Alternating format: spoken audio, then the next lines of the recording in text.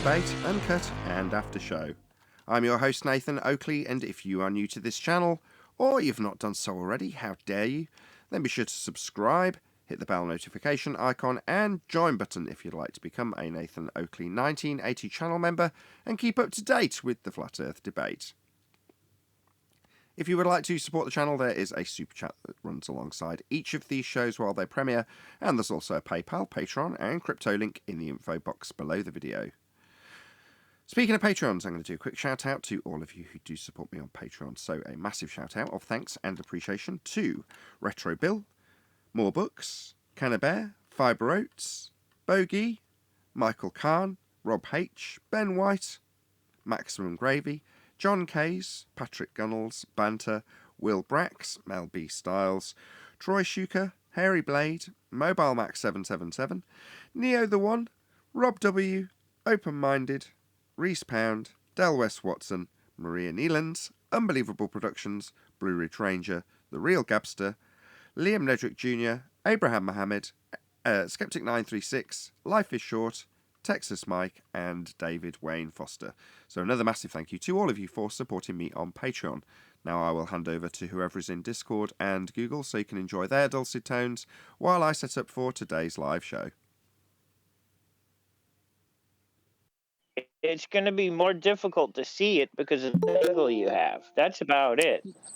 Yeah, his problem is he's got the presupposition of a globe and he doesn't want to face it. Adam, you handsome devil.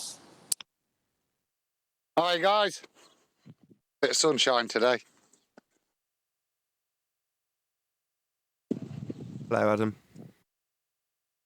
Hi, Nate. You all right, mate? Rufy got his crayons out last night, so I've kept you up to date with his response. Very strange. He's drawn a little picture with parallel sun rays as his proof. So I'm not sure where that leads him, but gave me a little giggle. It will eventually lead to insanity. Well, they're obsessed with us at the moment. Isn't it? They're absolutely obsessed with us. As they should be, given that they haven't got a rebuttal. Yeah, and that's what my son in the car, I guess the elevation thing was getting to him. So he just, it's an easy test.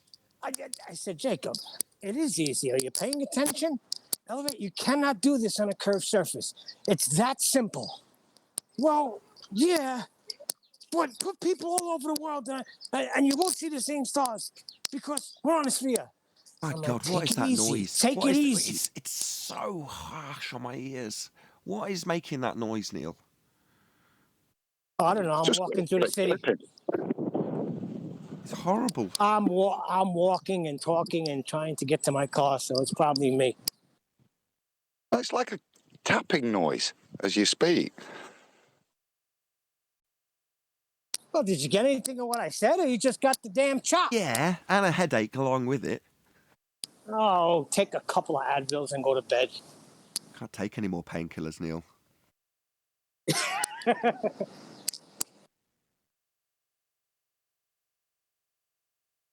Anyway, what I was getting at is it's driving them insane. That's a fact. It's overwhelming them. Yes, it is.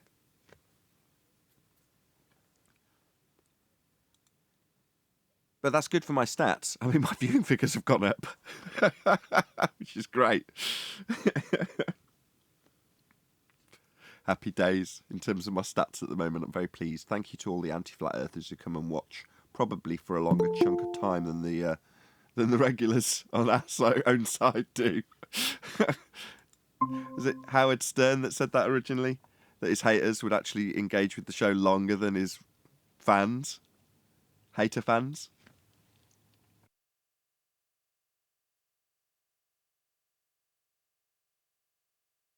Well, it's partly because they're no longer interested in the nature of Earth. They're only interested in what we're saying. We define them, as we're doing again at the moment. So they're tuning in to see what they need to mug themselves off with, how they need to deal with what we're saying. I mean, yesterday's, I don't know when this is out, the awards bit that when they came in yesterday. I'm looking forward to listening to it. But that's a good example of how are we going to deal with this argument we can't rebut. I know. We'll have an awards show.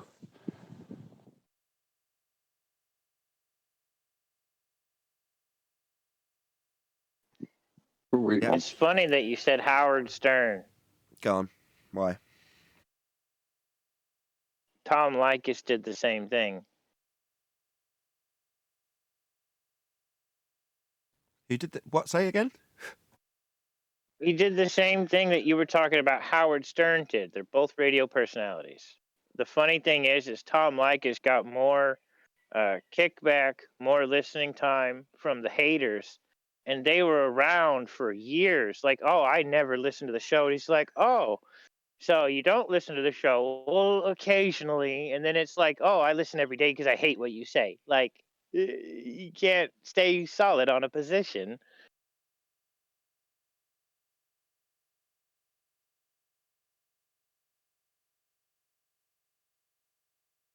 Yeah. The people who come in are compelled to. So, good. Great.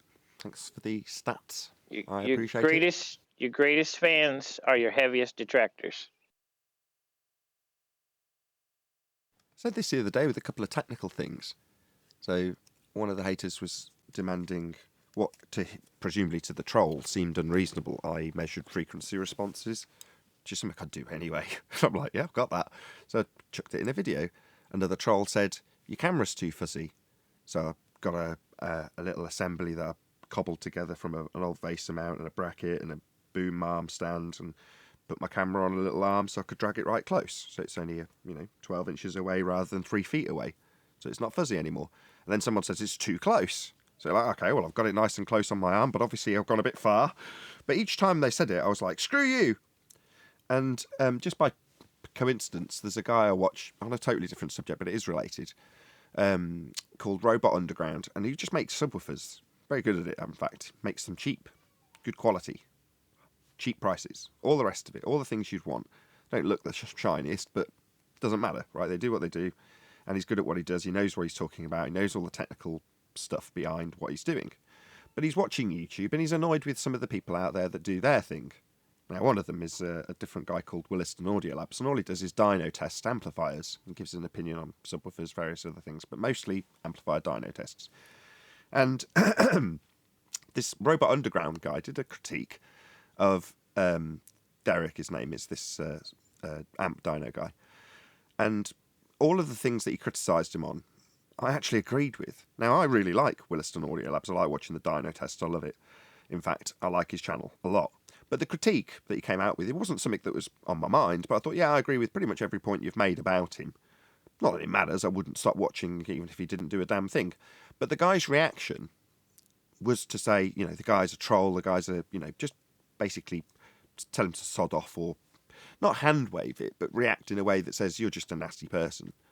But after the comments, the guy started to change his videos. He made subtle adjustments that seemed to parallel with the critique that it had from this Robot Underground guy. So the guy, as much as he's gone, yeah, just a troll, go away. Same with me. When the trolls come along, you do pay a certain amount of attention to them. You do take what they say to heart to a certain degree. And often, like you say, your worst detractors are actually giving you some of the best tips. Someone saying, yes, super close-up was out in the 90s. That's how it was phrased to me. Pretty much verbatim. Now, I read between the lines. You're saying my camera angle is jarring. It's too close. Okay? Me, I scrub through the bit when it's me on camera. Nobody likes looking at themselves on camera. So I don't give it that much attention. But, somebody else is, and they've told me, move the camera back. In so many words. But that's a detractor that's been useful. Because there's going to be other people who are too polite to say, yeah, it's really jarring when you're right up close in the full field of the frame of the camera. So there we go. I'm just saying, our enemies don't realise how useful they are sometimes, and how some of their nasty comments do get turned into, positive changes. But there we go. I don't think that'll affect anybody, because they're still in their mind think they're being horrible when they say things like that.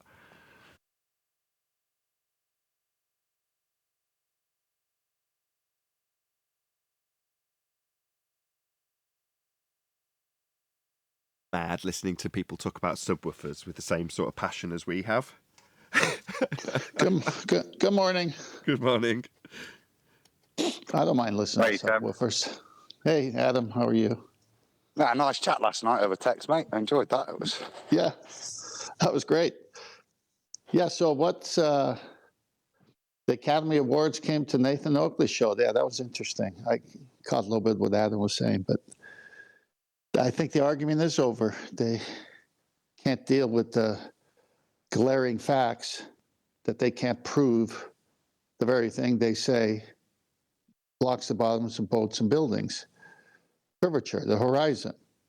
And we've, together as a team, come at them from all angles, pun intended, and they just, okay, we give up. So let's do this. I think they're at that point too. One of the I played it for my wife, and she was like, she couldn't believe mine how too. they were acting. Yeah, mine too. Mine said the same thing. One of the super chatters said, "You were better off staying silent and letting us just believe you were fools, rather than opening your mouth and leaving no doubt." But I think the sentiment's spot on. But I'd paraphrase it slightly and say, you were better off staying silent and making your audience believe that you might have had an argument. But to come here and just carte blanche run an award show over the top of this show with us on mute, that's very telling. Not like, oh no, I need to panic if you tune, but telling from the point of view of people on the periphery like our wives, who my wife doesn't give a crap about this. She's been in the background listening to it on and off for years, so it doesn't hold much interest to her. So for her to perk up and go, my God, that didn't look very good. And I was like, what, me? No, you're these two people. What are they doing? Do they think that looks good? No, I don't know, because I'm as baffled as she was when I was editing it. I'm like, I don't know what to say. I wouldn't have done that in a million years. It really looks bad on them. And as I said at the time, if you were an audience member and you're like, yeah, Tune's going to stick it to them, and they come in, stick us on mute and just start talking amongst themselves, starting off their show on their own channel, just happen to be here, running audio chaos through us without listening to a word we say, you're like, the audience knows what's going on. They're not dumb. Not to mention the fact that John pointed it out to them.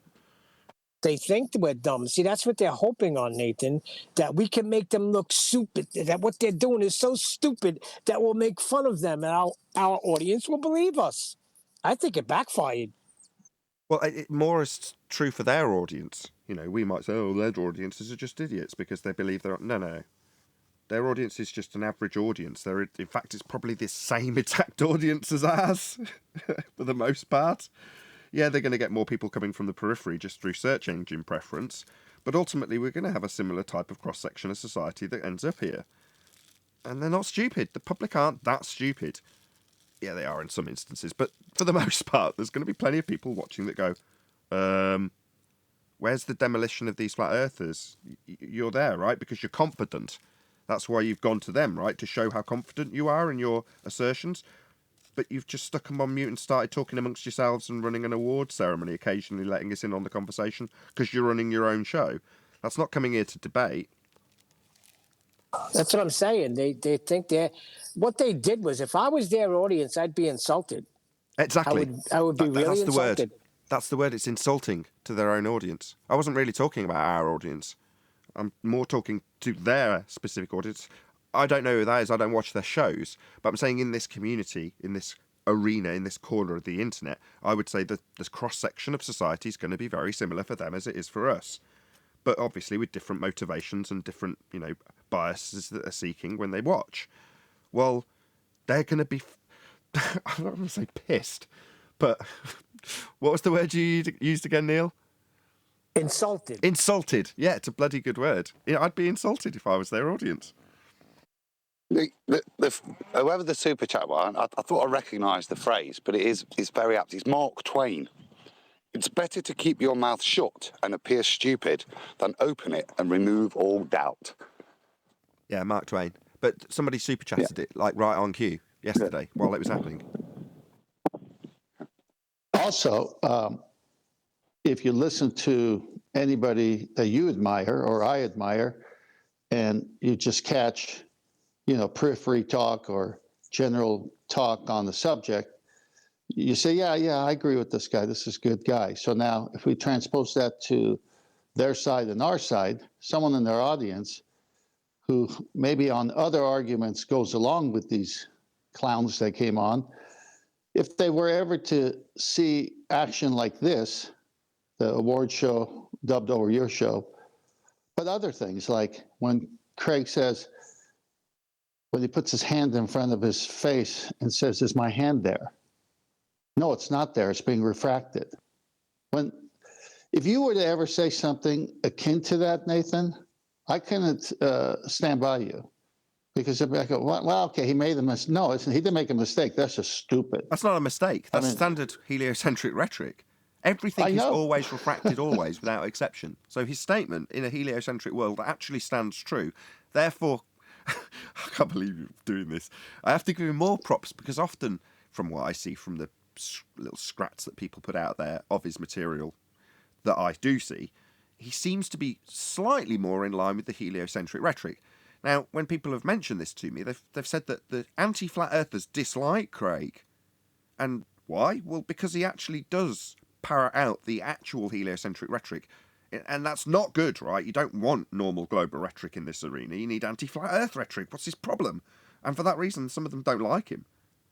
So, yeah, not being able to see your hand in front of your face because of sphere-shaped air, always, yeah, that's actually standard rhetoric. Yeah, it may be standard rhetoric, and I agree with your comment, but the point is normal people realize that it may not be that intense. It might have, where it's not that noticeable. No one says those kinds of things, even though they believe those things. The minute you say those things, when something's a foot or less in front of you, is refracted, like they say the horizon is something further away from you. It destroys all sense of common sense and logic and critical thinking, because you say, well, wait a minute, are you saying that it's refracted up to that point? Is that where my belief in the heliocentric goes? I have to abide by that, even to that limit of that distance? Oh my gosh, I can't buy into that. And so it just puts a crack in their whole thing because it's all nonsense. Yeah, but if you say it often enough and with enough confidence, that nonsense, permeates into people like Craig. Now, I remember first finding that out, because it wasn't something that I was aware of in my understandings when I was a baller. It came about long after when I was a flat earther. So I remember Chris Monk taking me through some of the models and me quizzing. I can't remember what it was that I took issue with or questioned him about, but it was in regards to the refraction part of the model. And he said, well, you appreciate that everything is always refracted, always. Light's reaching your eye bent at a rate of r, always, without exception. It doesn't matter if it's your hand in front of your face or a building that's several miles away. That light has bent its way into your eye according to heliocentrism.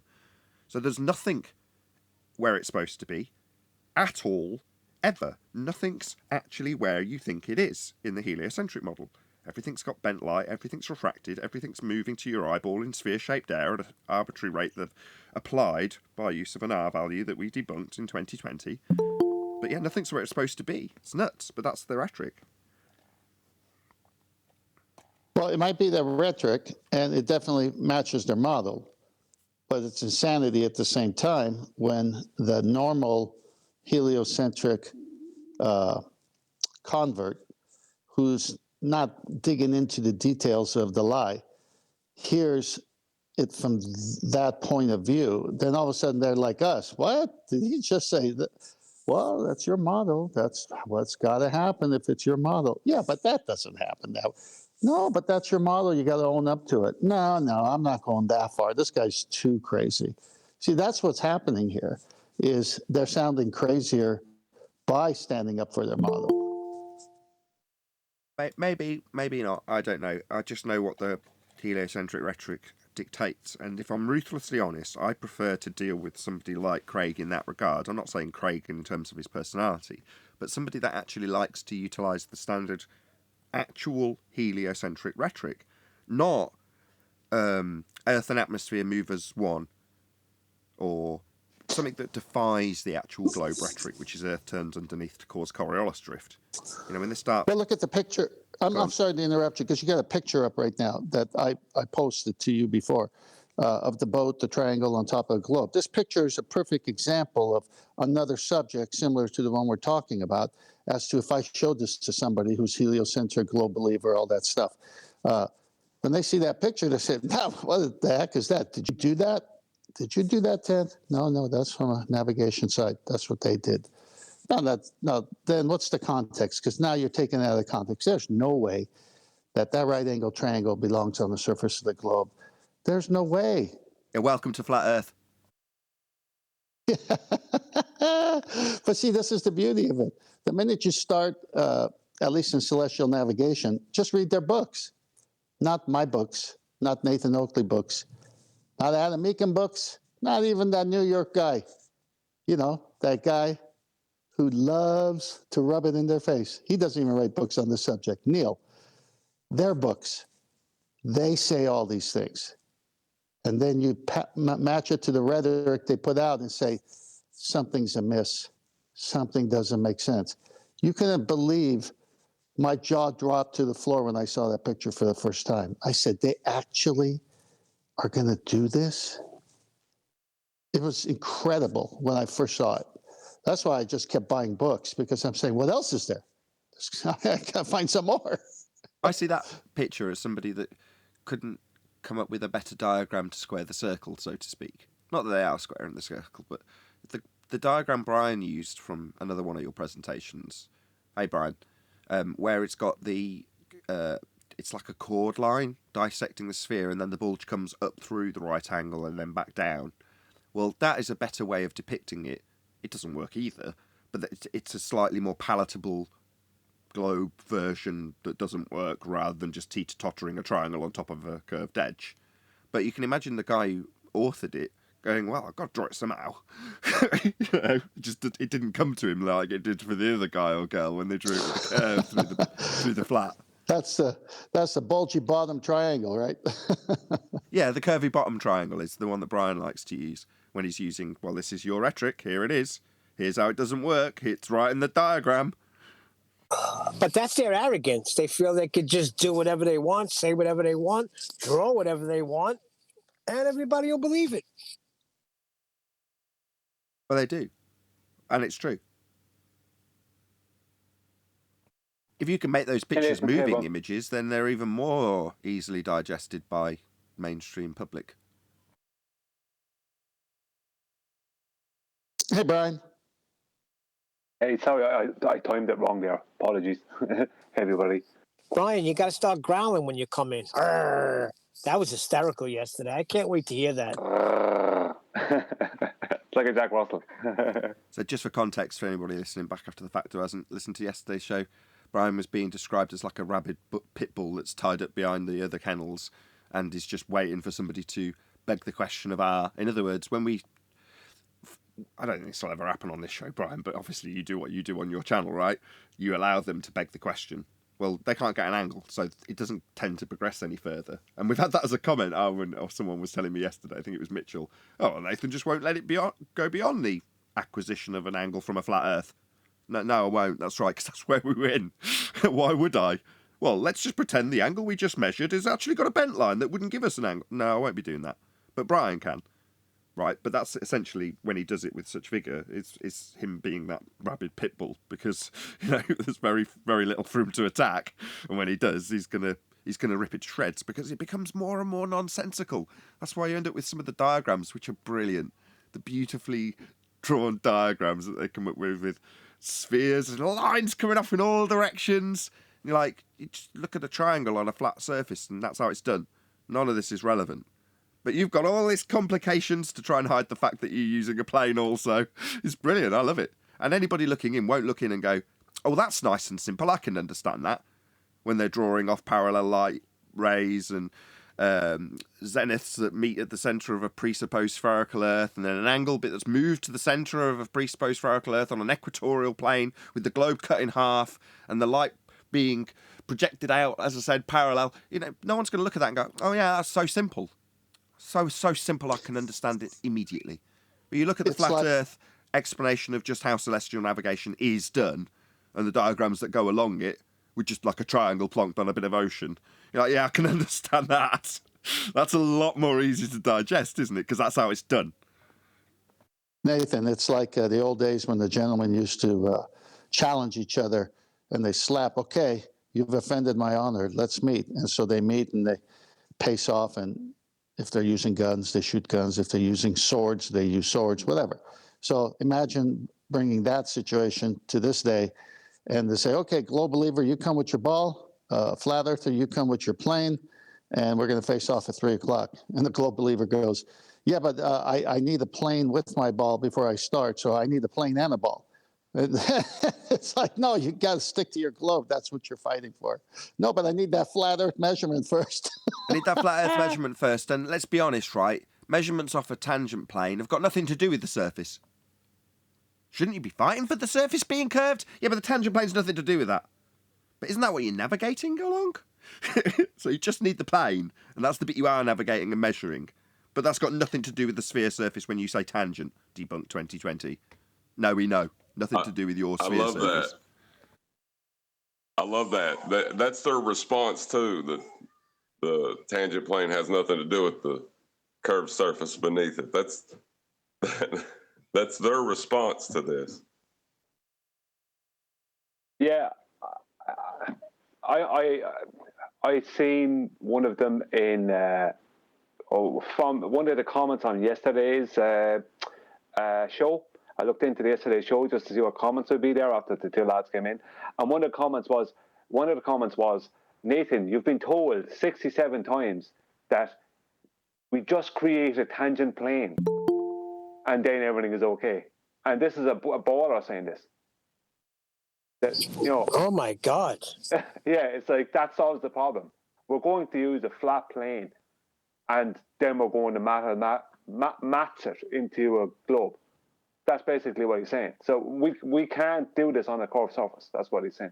But he was attacking Nathan on, I don't know if it was that show, on the show or the short clip that Nathan put out, but he was attacking Nathan on Nathan, saying that he's asked Toon 67 times for, you know, how do you deal with the elevation angle?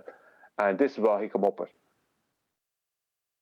Well, that's an admission that you can't use the curved baseline. Correct. That's all that is. I still think it's better when they say it has nothing to do with the surface of Earth. Or they mean the sphere Earth. Correct. It has nothing to do with their sphere Earth. Everything to do with a flat Earth. This is where John, I hope you're listening here, and the kids aren't too loud, but you nailed it with Eratosthenes. See, they want to say that the shadow in Alexandria was due to the Earth curvature and the parallel sun rays. And you're tying it to angle measurement. It must be flat because of the plane, the shadow, and the sun, and you're using the ground. So you've just destroyed their whole thing about parallel sun rays and Earth curving to create the shadow.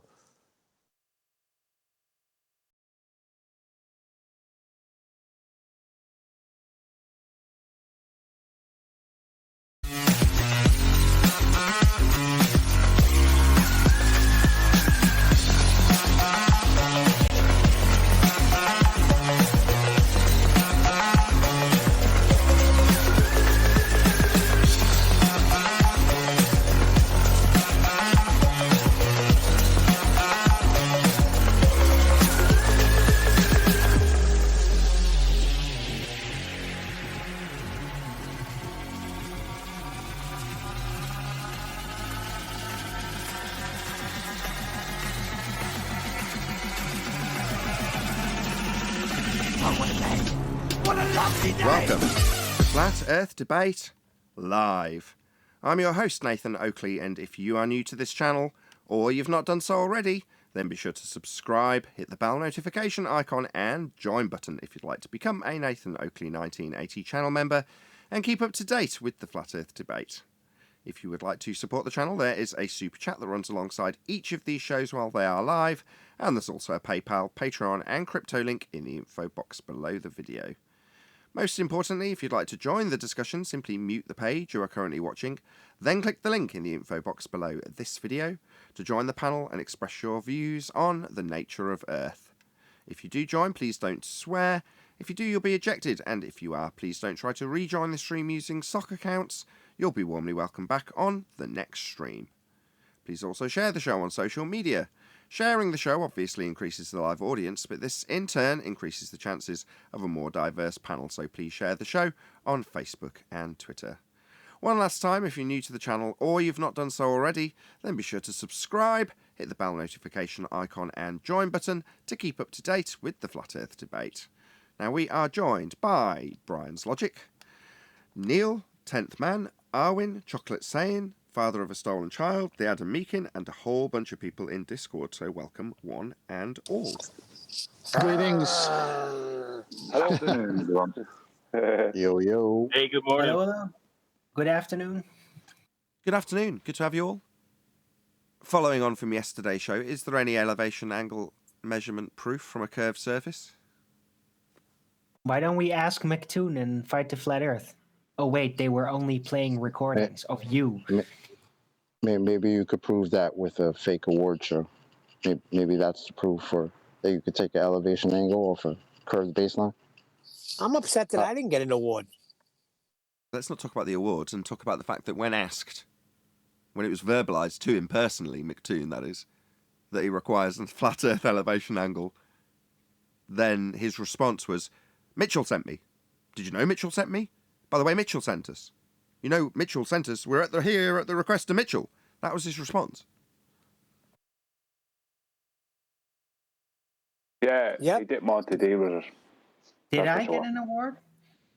Can we stop talking about the awards bit? The only purpose of the awards was so that they had a purpose that they could just do rather than listen to us or answer any questions or enter into any discussions or debates. So if they've got a show to run, they can join, stick us on mute, which is precisely what they did, and just host a show, creating audio chaos on this show. Well, they're not engaging with us. I mean, I was confused at one point until John actually went, no, they've got a show running. All they're doing is closing the line to this show, Flat Earth Debate, and then hosting their own. So what, you're just going to join and do a show over the top of this show? That's your version of dealing with the Flat Earth elevation angle measurement. 68 times Toon's been asked to explain how he gets around the Flat Earth requirement, and he hasn't. You know, pretending that he's going to do that by coming here and just hosting a show, or Neil opening his mic mid-sentence to cause his absolute crappy audio. I mean, that's just the kind of thing that you do. You come in and you just create a bit of audio chaos. I was going to say, but what do you expect, Nathan? They can't. They have to do that. They can't do anything else. It's not they care. They feel compelled. They've got to do something. That's why we're all being chased up at the moment, and we're all smirking about it. They don't seem to get it. Yeah, your proactivity is just making us laugh. And we don't have to do a damn thing. We just sit here, and you all come to us like flies to shit. Oh, good. When your adversary can't answer a simple question, they have to resort to different tactics, and that's what they did. And that's because I was smirking the whole time. I had a big smirk on my face. You would think, I mean, these are the globe defenders, right? You got Fight the Tight Shirt and McClown, whatever his name is. And instead of coming in and just telling us very simply how you can get a elevation angle off a curved baseline, that's what they subject themselves to. That's pathetic. Imagine being in a paradigm that requires you to make fun of the worldview you utilize. You know, that's what they're in. The one you have to make fun of, but the one that you needed to get your own worldview even to exist. I hope you're all picking up on this in the audience. What is being discussed between Chocolate and John is the very fact that in order to have a globe model, you required flat Earth elevation angle measurements to take place in the first instance. Your globe relies on a flat Earth foundation. Let me ask you a question. If you were in that situation, what would you do? Run an award show and tell somebody who's asking you to explain the problem with your flat Earth requirement that they've been invited, that Mitchell invited you. You know Mitchell's here. We're here at Mitchell's request. You realise that? That's what they did. That's what they've actually done. Stick their head in the sand. precisely the same response I've got out of him the 67 previous times. Neil, why is it when I'm in the middle of a sentence, like now, That Neil was is going to not be opening me. his mic and causing it to be inaudible? What's going on? It was not me. I did just watch your line open, and then a crackle come through, and then I shouted Yeah, at you. to open up and defend myself. Yeah, Wasn't when me. Neil, when you open your mic, that means that all we hear is your noise that you will inevitably. I told you in the pre-show.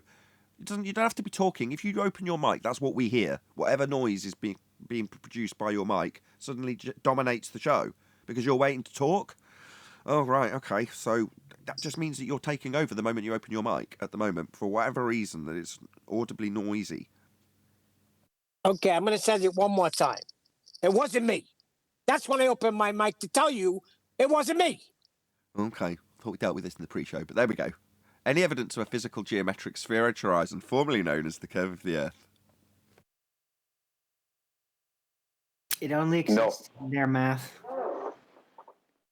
Well, the horizon is only an optical location, so it can't be what they need it to be, and that's the end of that. It's game over. Funny enough, that's supposed to be the curve that boats are falling over. That's your nonsense, Globers, not ours. That's yours. They made you believe that you have boats falling over a curve. So you can continue to make fun of flat earthers all you want, but that's what you actually believe and you've been defending for years. Yes, I hope again the audience is picking up what Chocolate's putting down. Yeah, you've got boats falling over an edge now, haven't you? Your horizon edge that you thought was Earth curve, you've got boats falling over that nonsense. That's right. Nonsense. Where's your edge, Globers? Where's your edge? Well, I remember watching, what's that guy? Not Neil deGrasse Tyson, the other guy with the bow tie. Bill Nye. Bill Nye. Bill Nye, the pseudoscience guy. Yes, Bill Nye. And he was showing this boat model they had. He had this big curved earth, and he had this boat up on top of it. And this mechanical thing where the boat moved away. It was all mechanical. The boat moved away, and bit by bit by bit, it disappeared from the bottom up. But what they had the boat doing was going over the curve at the other side, but it never changed its horizontal. So the horizontal line through the boat never changed. So you ended up, the further it went, from a perspective view, it looked like it was going over a curve, right? To the audience, because they're told that's what we see, right? But what was actually happening is, when it was kind of just at disappearing point, from an orthographic view, what would have happened is the boat would have been at a 90 degree, it would have been at 90 degrees to the water. Because this whole thing about the boat disappearing from the bottom up, it's such a lot of total rubbish. If a boat is going over a curve, what happens is the bow of the boat will disappear first. And the last thing you'll see is the stern and maybe the top tip of the sail, if it has a sail, because the sail is high. The last thing you'll see is the stern. The first thing to disappear will be the bow, right? But they wanted us to believe for years that it disappears from bottom up horizontally. Because that's what we see, a horizontal disappearance from the bottom up. When I made a video about this some while back, and the hate I got was ridiculous. You know, I'm stupid, I don't know anything. Just because I'm pointing out, like, you know, just a fact, like, you know, things can't disappear over a curve and disappear horizontally from the bottom up. That can't happen. You know, these things can't happen. And I know it would be considered by Nathan begging the question to even address that. But it's just like I just enjoy, you know, causing them problems. Shout out to Godzilla for the super chat, really appreciate the spot. And also, check out the video that's called what's it called? Flashback Earth Curve is the title of the video on this channel, Nathan Oakley 1980 channel. And by pure coincidence, again, the exact topic that the guy came in and tried to explain to us how the diffraction limit works. Well, this is a visual aid to describe that diffraction limit. So on the left, you've got two blobs, if you will, that are resolved. You can see that there's a let's call the top blob the hull of the boat. Let's call the bottom blob the water it's sat on. And let's call in between them the horizon. The limitation to your angle where this diffraction limit is more likely to occur, because against the deck you've got the most limited angle. As you look further and further out, that angle between you and the deck and the thing you are viewing becomes less as it gets further and reaches the point in the middle. So middle frame, you've got the diffraction limit or Rayleigh criterion. That's the point where one image is blurred into the other. So if it's the hull and the sea's going to blur into the bottom of the boat. You won't be able to tell the difference. So if we say that this hull is a, 5-foot hull, let's say that we're now missing a foot of it because it's blurred into the bottom of the ocean. And then on the last frame, you've got completely unresolved imagery for the 5 foot of the hull versus the 5 foot of the deck closest to it because the angle's too limited. So you can't distinguish between the two. Suddenly, there is no bottom of the boat. You've just got a sail poking out the top because the bottom of it is limited by the deck at a point that the diffraction limit can be induced, and we show this and have done since 2015 with people sliding coins along tables to the most limited angle, so the bottom disappears. We have people having ballers over a barrel showing them little toy boats going out at very short distances and reaching the diffraction limit, where suddenly you've got bottom-up obstruction, and when it's prior to the distances that are claimed to be Earth curve, they'll be all for telling us how it's the diffraction limit, like that guy in Flashback Earth Curve, the short video we trimmed out with a guy going to great lengths to tell us about a diffraction limit that isn't Earth curve. So you're telling me that stuff can disappear bottom up at the horizon due to a diffraction limit? That's not Earth curve. The only claim in your maths is that Earth curve does that. So what are you going to do? Well, you're going to present me with a Muppet Vision representation and tell me that we don't need to account for perspective, because it's inside view. You're seeing the side of your own head, like we see in reality. Never. Because you can't see the side of your own head and remove all aspects of perspective. The other trick they use is they give the targets a value that doesn't change with distance, feet or metres. So a 10-foot building's 10 foot a million miles. So they draw two lines between a man on the left of the page and a building or a wall, whatever it is, 10-foot item at the right of the page. They draw a line for the base, so that's your flat Earth. And then they draw a line between the two things and say, you should see this million-mile away 10-foot wall. Look, I've got a line that draws between them. You go, yeah, but it's miles too small. It's disappeared because it's too small. No, not on this diagram. 10 foot's 10 foot at any distance. Well, very useful if you want to remove all aspects of the diffraction limit and call it Earth curve, which is precisely what they've done in the maths. I mean, this is only as concise and trim-outable because we've been doing this argument since about 2015, and it was rumbled in 2017. Yeah, a boat that's 20 foot off the water, right, from the waterline, 20 foot high off the waterline, will disappear, will reach the 0.02 degrees angular size at 8 miles away, which means that it's after reaching the point where a human eyes cannot resolve it. The average human eye cannot resolve past 0.02 that needs degrees. prefacing. In free space. So yes, that calculation is for the entirety of the object in free space. So now imagine Brian's description, but you're in the air. There's no ground below you to limit the angle. So all you're looking at is an item with nothing below it and nothing above it and nothing to the sides of it. You're in completely free space. As that item moves away from you, it as an entirety will disappear into the diffraction limit because it's beyond that limit that the angle has just been described by Brian. However, if you've got a deck between you and an item, then the angle to the top of the sail is wider than the angle to the bottom of the boat because the deck limits the angle.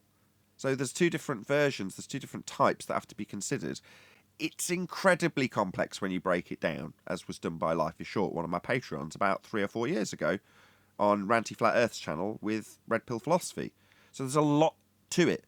But the reality of it is, regardless of how detailed you can get about this, it's not included when you turn the world side on and show you the side of your own head, a man and the target, an Earth curve between the two being the only thing claimed to block the bottom of it. No, that's an effect that you can induce with perspective. Yeah, I mean, that's correct. I mean, if you're looking across a horizontal plane, if you're standing with your feet at the ocean So your feet just touching the water, looking across the ocean, and the ocean is calm and whatever, good conditions. It doesn't matter because you're looking across that horizontal plane. You're angled to the bottom of a boat or whatever you're looking at in the distance. Your angle to it is less than at the top of that boat or whatever you're looking at. So it's become, the bottom of it becomes unresolvable first. Not that we need to detail this, right? We don't make a claim that requires us to detail what occurs at the horizon. We've investigated it so we can pull apart what the curve maths does and how it works, and it ends up with a very long title, begging the question, Proof of Nothing, Perspective Hijacking Earth Curve Calculator, as a result of us understanding these things. Perspective hijacking in this particular instance. But we don't need to understand any of this stuff. It's not required. Who's got the positive claim about the horizon being a physical edge for boats to fall over? Not us. Yeah, then we'll get blamed for hijacking perspective. This is why I love the quote with unorthodox, because it's so great once they're told, because I mean they tell us all the time the only reason these things are supposed to be disappearing is Earth curve, right? So then when he's told, well, the globe math dictates that this horizon can't be the one doing that, having that effect on this boat. And what does he say? Oh, it's I just see the boat not being able to be resolved by the camera. See how the story switches up real quick? Yeah, but it doesn't. When you have no Earth curve? No. An anti-flat earther detailing perspective and challenging us to give our exemplary understanding of something we're not claiming is just a false dichotomy that they lay up. We don't need to defend perspective. And they have no reason to defend it because it's not in their maths. Earth curve doesn't include perspective. A 10-foot building will be 10 foot at any distance. There's no angular relationships at all. On screen now, Rayleigh Criterion. So instead of the top-down view, so where there were two dots, one above the other, now we're looking from the side of those two dots as opposed to over the top of them. But you've got resolved. So again, this, when I was describing it earlier, would be the bottom of the boat, although this is a slightly weird way of looking at it in that regard. And the other side would be the ocean, and then the difference between the two being at the Rayleigh Criterion, point where you lose resolution, and then unresolved, obviously, when you can't tell the difference between one or the other. So just a way of showing it in side view, basically, the Rayleigh Criterion, as opposed to two dots that overlap when it was in the other diagram. But just thought I'd mention it as it was on screen. I object to this entire thing. It's a contradiction. It's a contradiction to the first premise that we established, that we measure angles from a flat Earth. Why would we be talking about consequences of Earth curve if we're measuring a flat Earth? Yeah, it's become silly. Yes, we're not correct. really. We're not really talking about. So I'm just saying, we're not talking about the consequences of our curve. We're talking about the real effects, visual, optical effects in the real world. When they show us the Earth curve, all the Earth curve mathematics, anytime they ever wanted us to look at them or they wanted to show us anything, it had to be orthographic, because their maths are orthographic, orthographic, because they don't detail any real world effects. They only detail orthographic view curvature, because that's the way their maths is set up. They're detailing optics, aren't they? And then denying optics and saying that what they've just detailed is actually Earth curve. That's when chocolate puts it to them, they're in a pickle, because when there isn't sufficient distance to allow it, but you can get the same effect optically, that's when they're all very confused. Because what is happening at that point when you can see stuff disappearing from view or out of resolution, when there is not sufficient curve there for them, they're left with this having to, well, accept the phenomena and then deny that it's applicable when you're looking at things like boats in the distance. Right. Hence we end up with a question, why can't you see New York from England? Well, let's just pretend for 1 second that England is represented by this dude in orthographic view, in case you're wondering why I've paused on this image. Nothing to do with Cat's pretty face. everything to do with the fact that this guy would be the guy in England. And you say, well, this house is a house on the coast in the States. Yeah? And this line between the two of them, I'm going to write 6,000 miles on that.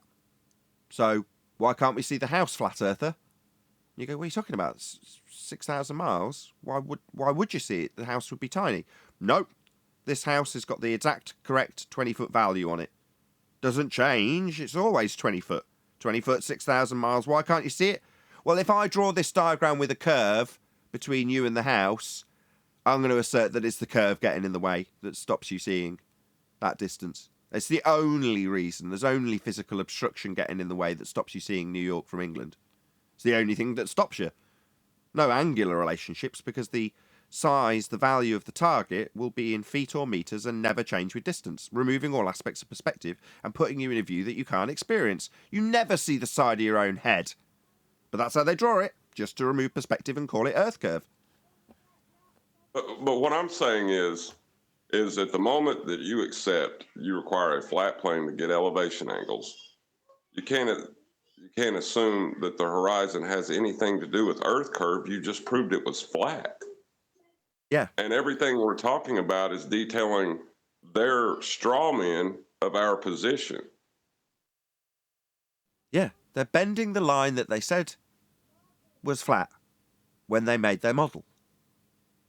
So what are you doing? The argument's over. You're right, John. You can't start telling us about what Earth curve will do, because Earth curve is violated by any measurements you take from the surface. You'll take the measurements from a flat surface, you'll process the angles that require it to be flat into a sphere, but then you invalidate the angle you took in the first instance. So it is absurd to assert that we've got a horizon sphere edge because of a curved ground when it's being measured flat. Yeah, but it's beneficial for the audience because people still buy that boats going over the horizon proves Earth curve. Well, no, I'm not saying that we should get rid of the housekeeping questions or not talk about it. I'm bringing the objection up for the audience because it's a lot simpler than learning perspective, you know? Well, one thing's for sure. We just tied Bill Nye's boat to the Rayleigh Criteria, and that gives Brian one hull of an argument.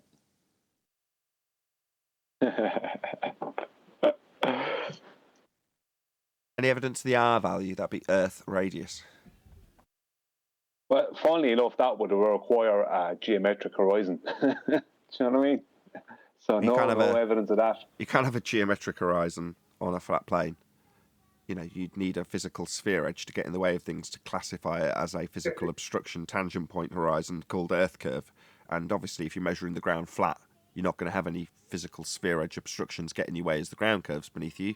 It's not. You're measuring it flat.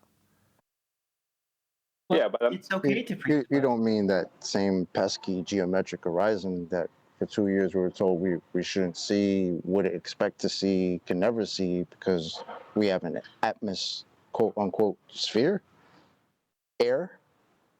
So because we have air, we can never see this geometric horizon. How are boats disappearing behind that, guys? No, falling over. You had it right the first time. Oh yeah, falling over the curve. How are they doing that if you tell us that we can't see the curve, which is also the geometric horizon, being that we have air? Also chocolate. Well, you could still have the considerations that it happens, right? But you can't actually see it. Well, they're in the pickle for sure because chocolate, as you said, that's their rhetoric. But now in the pictures, they mark where it's supposed to be, even though we can't see it because of their sphere shape there, with an X. Okay, well, then that means literally X marks the spot where the boat should be disappearing. And yet we have the black swan, and X is nowhere close to where the horizon is. So it's like, what are you talking about? Well, they spent 2 years telling us how this line here, this would be, if you assume that Earth's a sphere, a tangent. It's also the claim to be obstruction to things like oil rigs. It's Earth curve. It's the tangent point that gets between you and the thing you're viewing. Now, this is what they currently need to beg us for. A tangent plane. So they can get 90 degrees to it and stuff. You know, to do celestial navigation, they're going to need a tangent. Of course, this diagram, with Simon Dan's full endorsement, is that all lines to the horizon are bent always at a rate of r. Definitely not a tangent. Yeah? That thing that you need to beg us for when you try to use the actual flat surface, that would be the plane, would be the tangent that we've debunked in 2020. You don't have this straight line. What is it, no Atmo Day? Go ask Simon Dan, he'll tell you all about it. How this line, well, we wouldn't expect to see this straight line to a geometric horizon, useful for drawing out tangent planes. You know, the measurable tangent that boats used to fall over, Earth curve. You wouldn't expect to see this. No. Atmosphere, sphere-shaped air, oxymoron. All lines are bent. Hence you can see beyond where was previously claimed to be blocking it and proving Earth curve. Oh, I mean, you can see way beyond what's supposed to be proving Earth has a curve, blocking stuff. You know, atmosphere. So when they previously claimed that you could prove we have Earth curve because of how it blocks stuff, notwithstanding the fact we just went through how you can cause that with diffraction limits that aren't included in this maths, they then completely did away with any straight lines to anything ever. What's that I hear you all cry about this celestial navigation argument? You want to draw out a tangent, debunk 2020, plane, and then navigate that plane. Yeah, that's just a plane that you're navigating. The tangent's well and truly debunked. Like I say, go ask Simon Dan. He'll tell you all about the bendy light. Well, they'll tell you how their tangent plane has nothing to do with the globe Earth's surface. That would be a concession, though, wouldn't it? When they draw out a tangent plane, navigate to things along the tangent, measure things along the tangent. Yeah, that's just a flat baseline that they're measuring things and navigating along. When they say that tangent plane that we're using and measuring has nothing to do with the globe Earth surface, yeah, we know. Yeah, everything to do with moving around on the surface of Earth, it's navigating. But nothing to do with your globe surface. We appreciate that, John. It's their concession when they say that. They think that by conceding that the tangent, debunk 2020, plane that you're navigating on has nothing to do with the sphere surface, they think that that's somehow putting it to us, you know, letting us know what's what. So why would they talk about it? Why would they spend so much time talking about something that we're not talking about? We're asking about the surface. We're talking about the surface. They're supposed to be proving a curved surface. So why do they spend so much time not talking about the surface again? Because the surface isn't curved. The surface is flat, and what they need to talk about is a tangent, debunk 2020, to attach a dingleberry Earth to an actual plane that they're performing celestial navigation on. It has to be flat to get 90 degrees, elevation angles, you know, lots of flat plane stuff that you're going to do on that flat plane when you measure it and navigate it. But it's got nothing to do with the curved Earth dingleberry tangent that we debunked in 2020. That's just a redundant, not useful, not used, not utilised, not helping you measure. In fact, it would completely ruin the measurements because then you wouldn't get an elevation angle. So why are they saying it's got nothing to do with the surface? Because it hasn't got anything to do with the globe surface. It's got everything to do with navigating a flat plane. That's what you do when you perform celestial navigation and measure elevation angles. It can't not be flat. It has to be, otherwise that functionality would no longer work. Well, they actually require 2 tangent planes to even make one elevation angle. They require 2. Because they require the one, I'll show you now in a moment, I just share my screen. Nathan, I got the, I'm sorry, Brian, after you share your screen, Nathan, I got a picture of that dingleberry Earth. You know when you're ready, Brian. Yeah, 1 second, I'm going to share it there now. You'll be able to see it there. Now, they require 2 tangent planes. Because for their maths, they need, first of all, the tangent plane at the water underneath the parison. Then they need this other tangent plane, they need not 2 tangent planes, 1 tangent plane, but need 2 tangent points. So the first one, the first point will become a tangent plane. That will be the flat Earth they'll be using underneath the parison or the water underneath the boat. And the second one will be for their mathematical dip, which will be from the oil line through the water mathematically to a geometric horizon that doesn't exist. And then they will bring this here, I might as well show it, give me the line. They will bring this black line here, I just show, right? they will bring this end of it mathematically up to here, and then this should really only be here then, because it's in reality, they then will bring this using the actual real world. This is when they get into the real world using height of Y correction, they'll bring that down. So, but they want to start by having to bring it up from the second tangent they created. So they need two tangents to the sphere surface. Sorry, to do one bring it up elevation from angle. the second tangent. And now they're looking at something that doesn't exist. I don't understand how they're going to correct from something that doesn't exist. What tangent? How are they going to do it? How are they going to do it? Well, if they're going to correct from something, right, they need to know what they're correcting from, and it needs to be a measurable point. Well, H in this diagram on a sphere is the geometric horizon. I mean, we went over this with Simon Dan, didn't we? You know, fully endorsed by Simon Dan, that straight line between the observer and H. Dan will tell you it doesn't exist. It's not there. I'll just bring my diagram up on top of this just to make this point absolutely clear. This is Simon Dan endorsed. This line, we can't see this. This line that's supposed to be blocking the oil rigs with a geometric tangent point, physical Earth curve edge horizon that used to be in the maths marked with an X label horizon, claim for boats to fall over. Well, you don't have this. Nobody's expecting to see physical geometry, end quote, plano walk. Nobody's expecting to see the geometric horizon, end quote, AP science. The geometric horizon only exists in the maths. You're not going to see this, that's the rumpus. So we don't see this. This straight line to a tangent doesn't exist. We've got this bent line. So this bent line is what you actually have. Go back to Brian's diagram. Which line do they need to correct from, did you say, Brian? The straight line? Why are they correcting from that? They don't have it. What are they talking about? At this point, they dip, they die.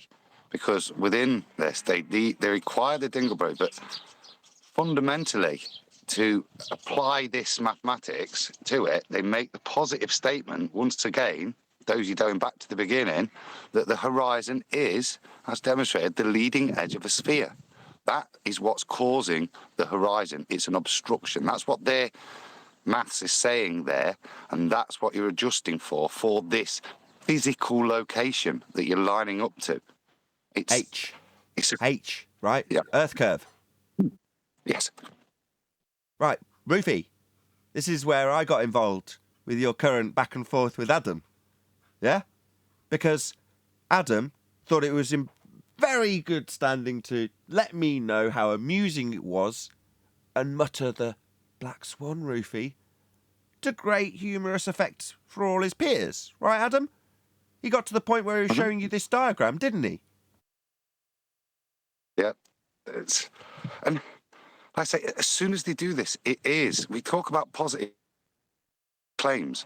This is fundamentally going back and reaffirming the horizon as the leading edge of a ball, which constrains them via geometry.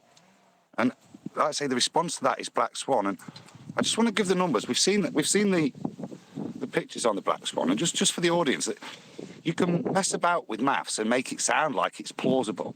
But when you take the Black Swan, they're using R to define it. And if you take the Black Swan image, your R in the maths becomes so big that it's the distance in their model from here to the moon, 250,000 miles. And that's why the Black Swan is so devastating if you want to reify the horizon. We don't.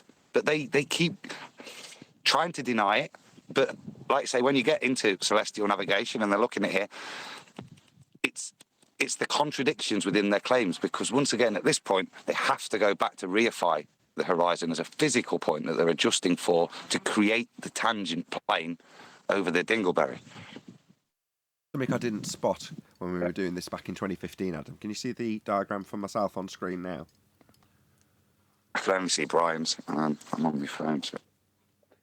I don't know. Do you want me to unshare for a minute? If you stop sharing, hopefully you can just share what I've got on screen for the panel, but I'll just detail it while Adam's getting it up or Brian's stopping his screen share.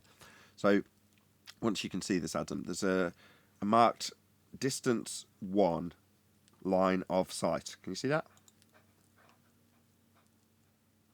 Tell me when you're I can't see anything on my phone. No, I can't see it. Don't worry about it. I was just going to say that you can look over this after the fact. I just wanted a nod. So just say yes at what seems like the appropriate moment, Adam. There's a surface level marked out on their prior claim of a physical tangent point geometric horizon giving you a hidden value in their mathematics. Obviously, this is your man on the left looking at the side of your own head, and the hidden value for the target, which will be a tower, let's say it's 200 feet tall, and we're going to claim that there's 50 feet missing, right? So excluding all aspects of angular relationships with distance then. Doesn't matter that this diagram here probably represents about 8,000 miles. Yeah, we'll still put a hidden value to a building that's 200 feet on the other side of this depiction. Because who cares? It can be any scale. It doesn't include perspective, so you can scale it up however you like. For the example, doesn't matter. What does matter is they've got a physical obstruction at the horizon that was Earth curve. And what were they claiming? Well, look how much it gets in the way, the physical obstruction. Until someone like Dan or AB Science or Rumpus or Planner Walk has to deal with the black swan, and then they tell you that this point in their maths that they used to claim block stuff doesn't exist and wouldn't be expected to be seen. Even though they spent 3 straight years arguing how we see it at the horizon, look how much it's blocking the bottoms of these boats when they fall over our physical horizon, marked here, labelled horizon, with an X to a physical tangent point and a straight line to it that they don't have anymore. It's a complete cluster screw.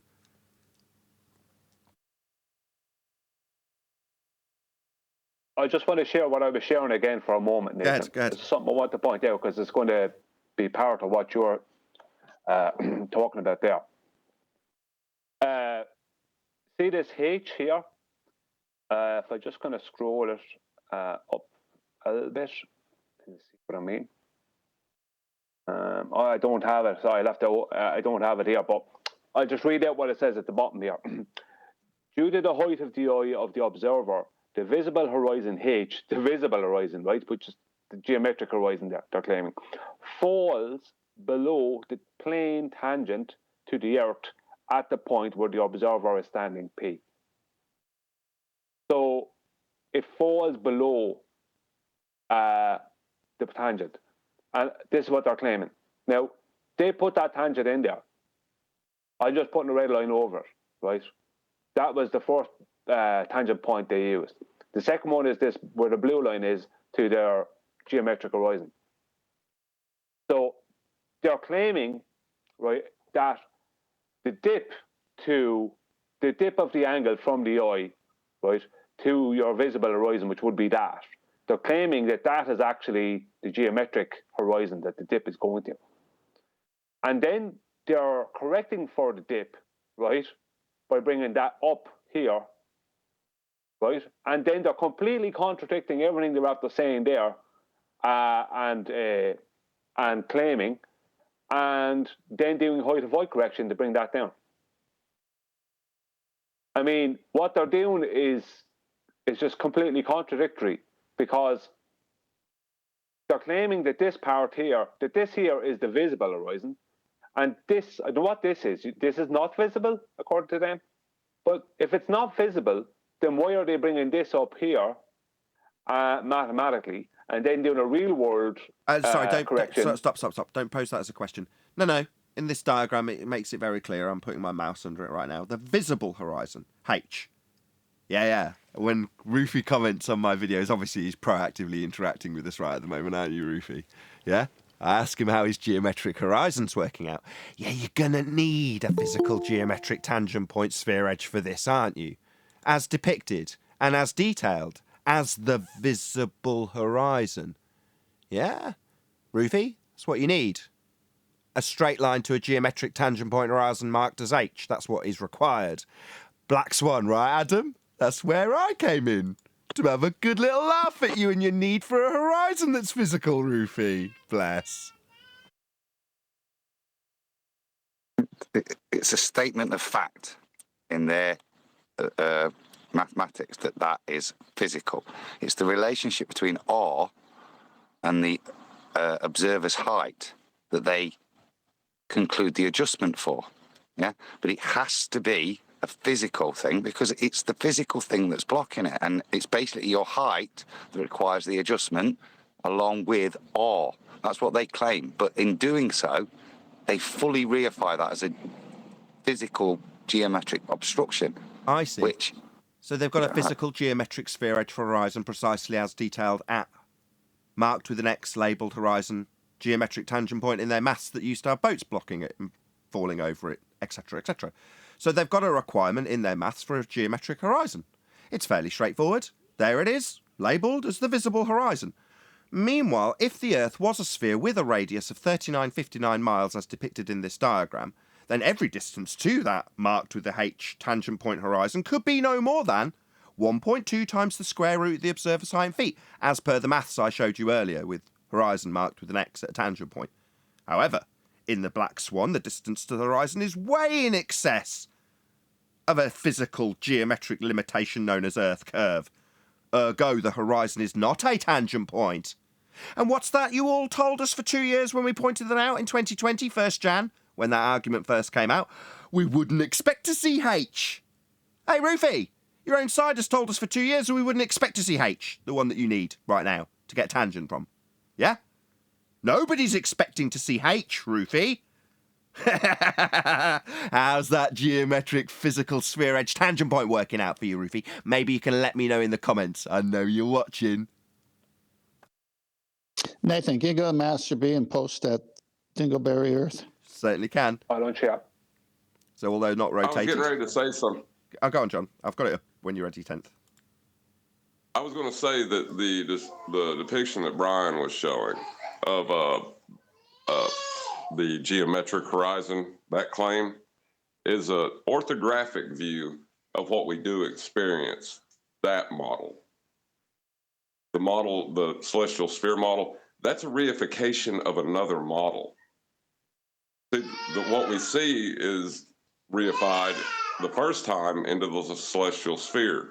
So they're doing a reification of reality. Indeed. It's insane. It's insane to even try to debunk it. It's delusional at best. 10th, got your Dingleberry Earth turned at 45 degrees. Yes, as this picture shows clearly, everything under that flat disk plane that the person is laying on his back on, if you zoom in a little bit, or if you can see, that's a guy in the middle there laying on his back looking up at the sky. Everything under that flat disk is a thought experiment. Doesn't exist.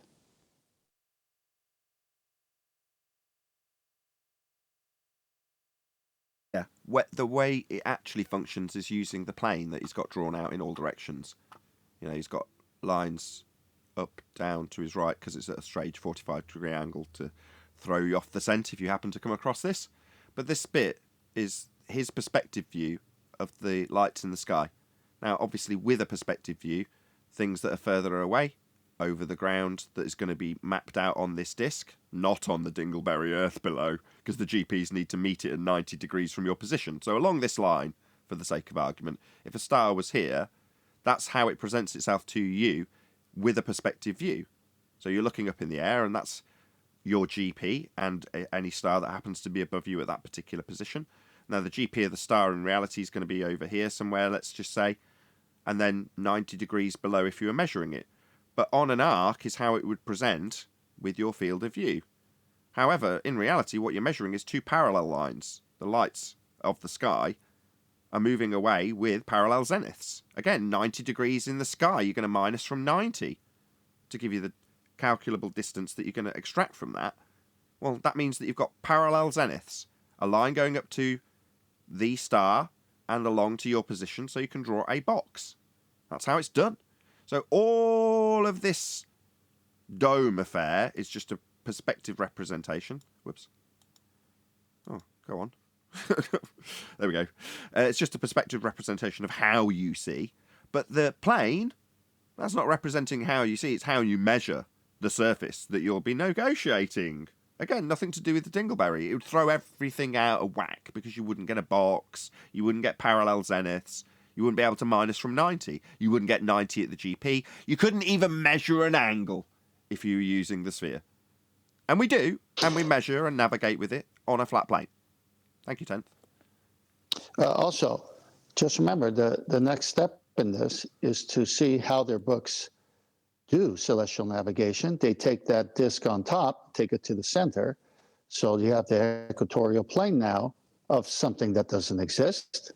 So follow my thinking here.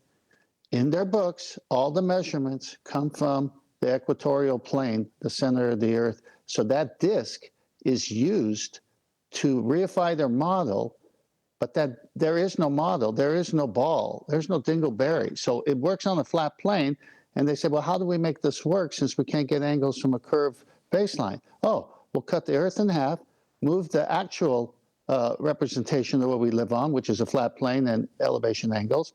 We'll move that disk from the top of the Earth to the center, and all the maths, all the celestial navigation, everything comes from the center, not the surface. So all they did was transpose the flat Earth to the center. It's still a flat Earth. That's insanity. And if they did that, then can they tell us what's in the center? Answer one of our housekeeping questions? Not a measurement. That's what's not in the centre, because the measurement's coming from the surface and being used on the surface with 90 degrees to the GP of the star on the surface. None of it's being transposed onto a sphere. As I said earlier, it would cock everything up if you did. Oh, dear. I'm just showing a representation there of what Tent is talking about. Here is the tangent plane that they would claim, but it's just the fact that the Earth is flat that they have to use this. There is a 45-degree angle to celestial body up here, gives them a 45-degree from 90, 45-degree then zenith angle, and then they just what they have to do is then take all of this and move it down the way by almost 4,000 miles mathematically, and also move the position of this star that was originally seen here down here, right? Sorry, just a second. I'm confused. Mathematically. I'm sorry, I'm a bit confused. You say they do this. This doesn't look anything like what I've read in celestial navigation books that have been presented here. I mean, when you say they do this, the celestial navigators definitely don't do this, Brian. What are you talking about? Who does this? Well, it's in celestial navigation books, but it's not something they do in reality. In reality, they do this, right? This part. They have this real-world flat plane, and they take an angle to a star. Let's just do that. Just draw out the tangent plane with the dingleberry below. Do you want to just draw that line out so that it meets 90 degrees at the star that you've got measured that would then be transposed to the centre? Let's just draw out that tangent so that we can see that when you actually do it, you just get 90. Okay, 1 second now. Second, sorry. Right, so what Brian's about to do is draw out a straight line from the position, ignoring the dingleberry Earth, because the position that he's standing on is going to have 90 degrees to the GP. The geographical or ground position meets that line, not the sphere Earth. And if you're going to claim that it meets the sphere Earth, you've got to transpose the angle down to the centre of a presupposed spherical Earth where you're not measuring the angle. Well, that's not what you do. You get the GP with 90 degrees as a geographical position, meeting you with a flat baseline. So that's what you actually do. What Brian's got on this now is an elevation angle measurement. Here's your flat baseline. Here's the GP of the star. Sorry for my hangout stuff appearing over the top of it. Maybe you can do it, Brian. Just draw the 90 degree along the baseline of that star you've just drawn out. Where would the 90 degree below the GP be? On the ground? Yeah. I've drawn it out there. Oh, I can't. It's too small. Yeah. Perfect. Yeah. So that 90 degree, that's on the baseline. That's the ground position, the geographical position below the star. That's what you're trying to use, and all your circles that you'll draw out will be along this flat line. And if there was a star on the right, the star on the right would also meet at 90 degrees to your position, with 90 degrees below the star. Again, not very useful to have a dingleberry Earth, and this distance could be several thousand miles. But it'll still meet at 90 degrees to the ground, the baseline, that you've just drawn out to get an angle at all. Sorry, Brian, I'm hijacking your point. Carry on. Yeah, no, that's fine. That's fine. No, I just have to take away these lines just a second, just to carry on with what I was saying. Exactly what you said. That's what actually happens in the real world, right? But mathematically, this is what they do. They move this part down to the center of their globe. And they also have to then mathematically move the angle line down to the center. And the reason they do this is because they claim that these stars here, that they're huge, whether it be the sun or whatever, that these things are huge and they're so big, even though they're far away, they're so big that there's nothing but power, all the light from them are coming in parallel. But I'm just going to show something now. And this is something that I seem to have really annoyed some of the ballers with, including Ruhif, as he seemed to be very annoyed by it. 1 second now. Now, this is a diagram I made earlier. Very simplistic diagram, but it gets the point across. Right. Can you see that in the center of the screen? You should be able to see it. So this is parallel rays, right, to a curved surface here, right? This is what they're claiming, right? So if the sun, let's just say this is sun rays, if the sun in the heliocentric model is so huge, right, that all the light coming from it and coming from Polaris and anywhere else is always parallel, right, then where is the GP? For a GP to exist, you need smaller local. The Earth needs to be bigger than the luminaries. You know, where is the GP? You can't have a GP with parallel sun rays because everywhere that's lit by the sun is the GP. So the GP is half of your globe. Do you understand what I mean?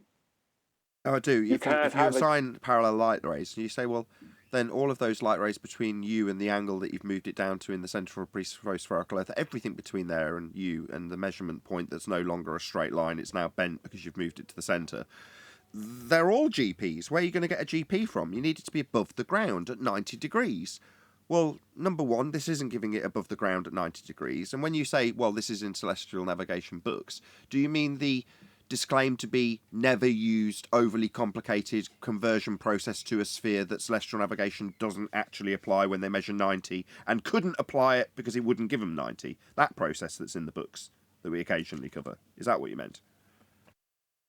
Well, to claim that there's parallel light rays, that means you're claiming that the light is coming from something that's so huge that by the time it reaches your globe Earth, that the light rays are still parallel.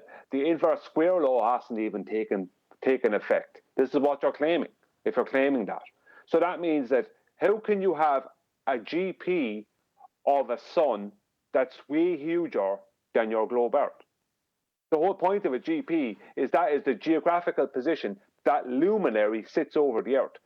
The Earth is the biggest thing, and these other things might be big compared to us or whatever they are, we don't know, but they're small. They're smaller than the Earth. Like the sun might be big, but it's smaller than the Earth, if you understand what I mean. It's like their version of reality. Maybe you could just call it a super GP. Yeah, a super GP, because they're in their version of reality, right? In their version of it, there can't be a GP. The sun could never have a GP. Polaris, anything could never have a GP because the light is always coming in parallel because they're these big, massive things, way huger than your globe. So it's not possible to have a GP, and they can't understand it. They can't get it. Well, they don't understand that. Well, you couldn't have a 90 degrees on a curved surface anyway. So the idea of a GP for them is out the window anyway, right? Correct. Well, the GP is just be the position it's over, you know. But their claim that it's the claim they make that their sun is huge and the globe Earth is small. I just show, right? No, we got that, Brian. Yeah, I know. Yeah. He's undermining your point. That rabid dog thing's going to get you every time, I'm afraid. Yeah, he's completely undermining your point because he's saying you won't ever get a GP because it's below the measured position on the ground, right? The position of the GP is its geographical position, ground position. When they have that presented to them, as John's just done so eloquently, their response is, well, the tangent plane that you're drawing 90 degrees to the GP has got nothing to do with the surface of the sphere. That's what they'd say. But it's a geographical position that you're measuring in reality. It's just nothing to do with the sphere. When you say, well, it is, because if you move it to the centre, well, you're not measuring an angle from the centre, and then draw out parallel light rays. well, yeah, you can mathematically derive it that way, but it bastardizes the original measurement of the angle on the surface. Yeah, but just before we go to Kent's thing, just 1 second. Just the last thing I'll say about it is seems to have been really triggering for the ballers, because I've had several of them who saw yesterday's show and heard me say it contact me. Ruhif is one of them. He's said something to Adam about it as well. It's like, this is bothersome for them because you cannot have a GP on the surface of something smaller than the light is bigger than. You can't. It doesn't have a ground position, or everywhere that it lights up is the ground position. Right. No, I agree, Brian. They After the fact, don't you're like gonna their super GP. someone will slip by, Brian. One day we won't notice that they've used a flat Earth elevation angle measurement to draw out this sphere, to then claim you're moving an angle measurement taken from the surface that you couldn't take from a sphere to the centre of the sphere, to have parallel light rays, for you to jump on them and go, ha! But if all the light's going to everywhere over the surface between you and what would actually be the GP that you couldn't measure on your curve, then all of those positions would be a GP. You haven't got a single position below a single piece of ground, and according to you, it's not even on the ground of your sphere. So, yeah, maybe one will get past and get to you, that rabid dog, at some stage. But I doubt it. I've got to be honest. But it's good that you're pointing out. Don't take that to mean I don't like what you're doing. It's always good to smash them into the ground after we point out that they need a flat Earth angle.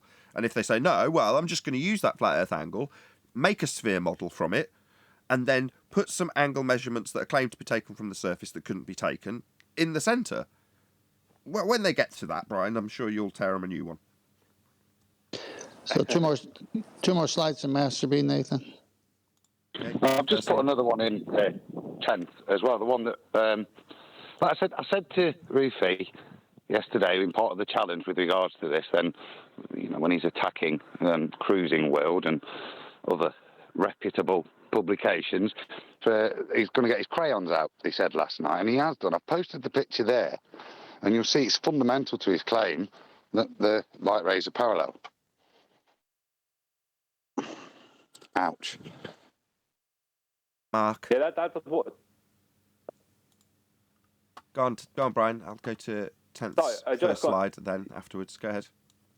Yeah, I just want to say that's why I'm attacking, and I have been attacking, this two-way speed of light claim, because they need that to have these parallel light rays. So that's why I've been attacking that. That's where this is all coming from, because I've been attacking their two-way speed of light claim. I thought last week we had an admission that there is divergence, 0.055 degree or something. But that's only on the sun. They try and say that with the sun, but they don't say it with other things like Polaris. They say it with the sun because they have no choice, because we can photograph divergent rays, but they want to make those divergent rays almost parallel, even though they're obviously very divergent. Almost. Hold on. I love their terms. Almost parallel? So not parallel. It's like, so no, like parallel's very much bit pregnant. defined. Two things running along one side of one another, never to be meeting. That's what parallel means. So if it's almost parallel, that's not parallel. Shout out to Ben White, who says, why is a sphere drawn under a tangent? If it's not used in navigation, ?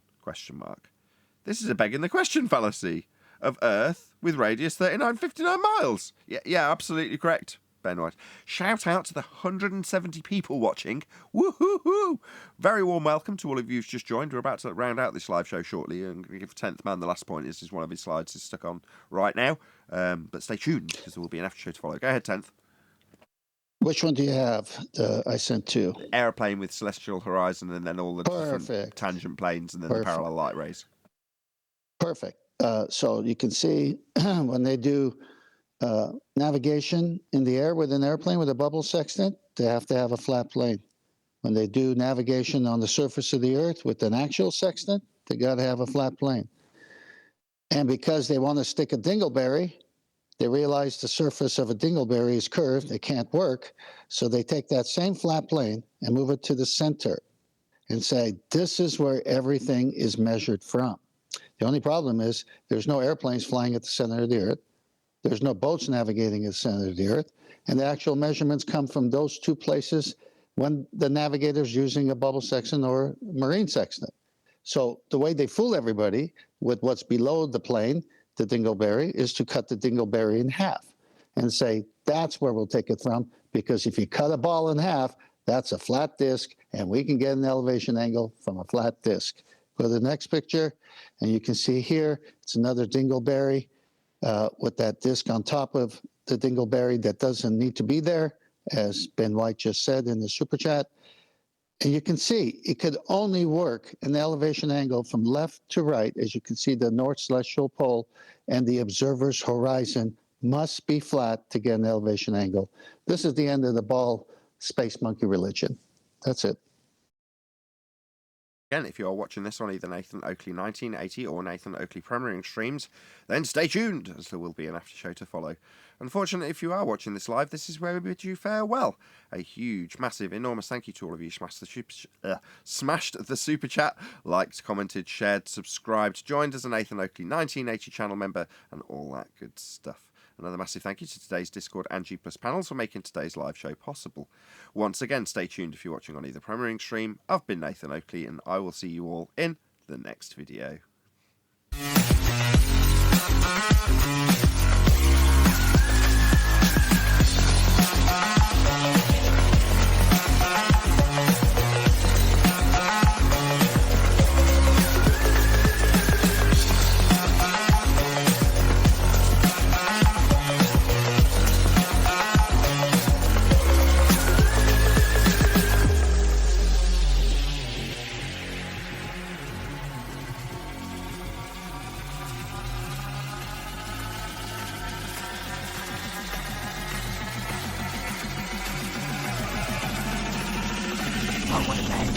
What a lovely day!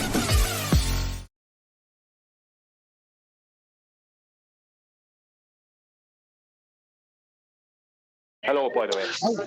Hey, My point with the parallel sun rays is I'm attacking their two. So I just Eli, mute a second, Eli. oh, my bad.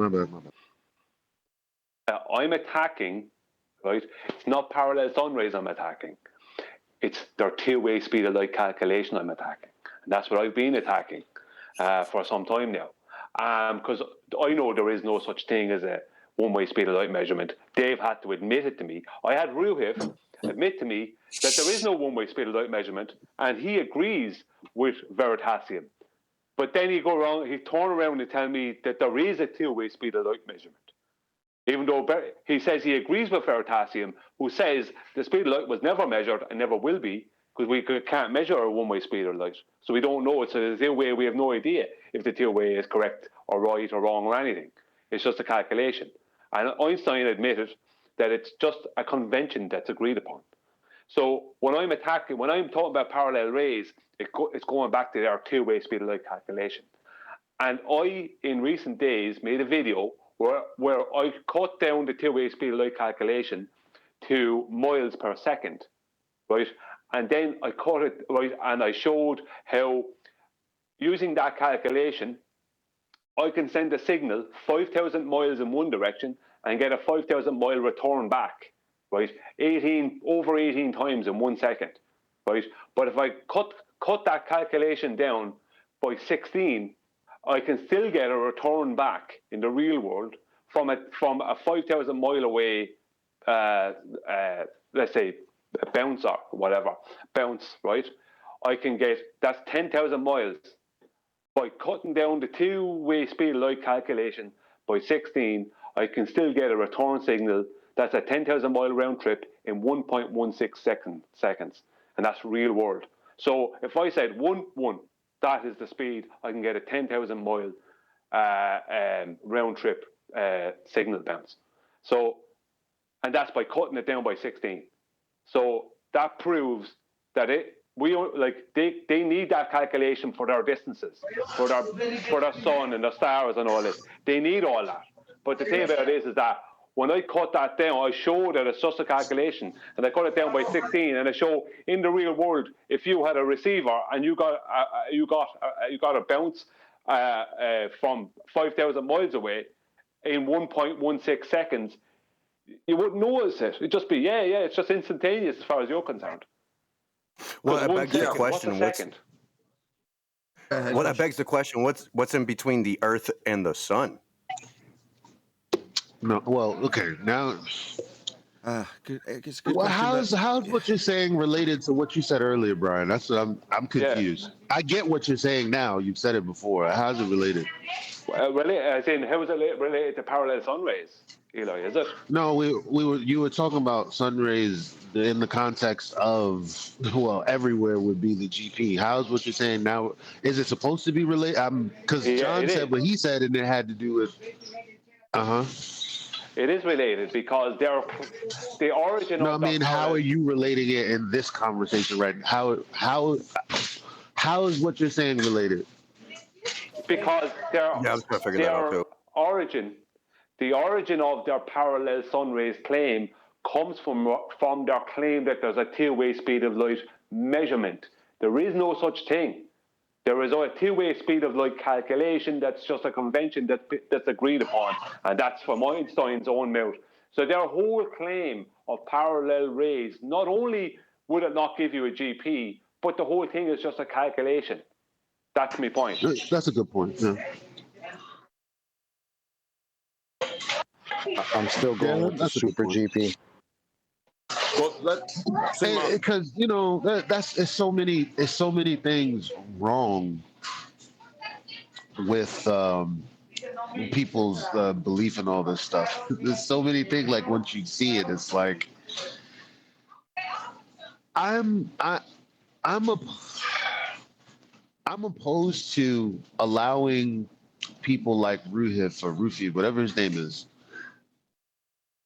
I'm opposed to giving them any. It's like a child who's not yours, who's asking you questions that are ridiculous that you shouldn't spend all day answering. You get what I'm saying?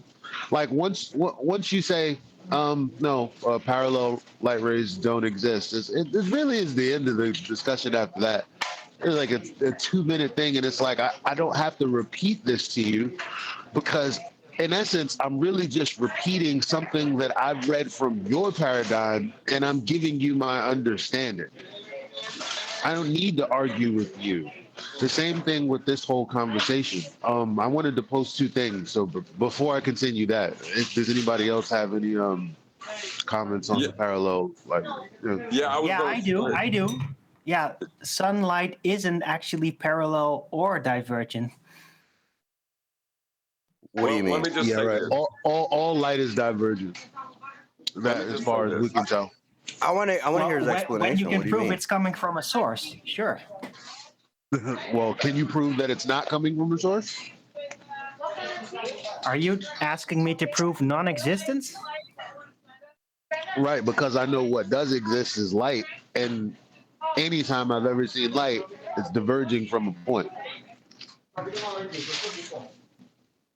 All right, are you saying that the sun is in a different realm and we perceive it only through our realm? Sorry?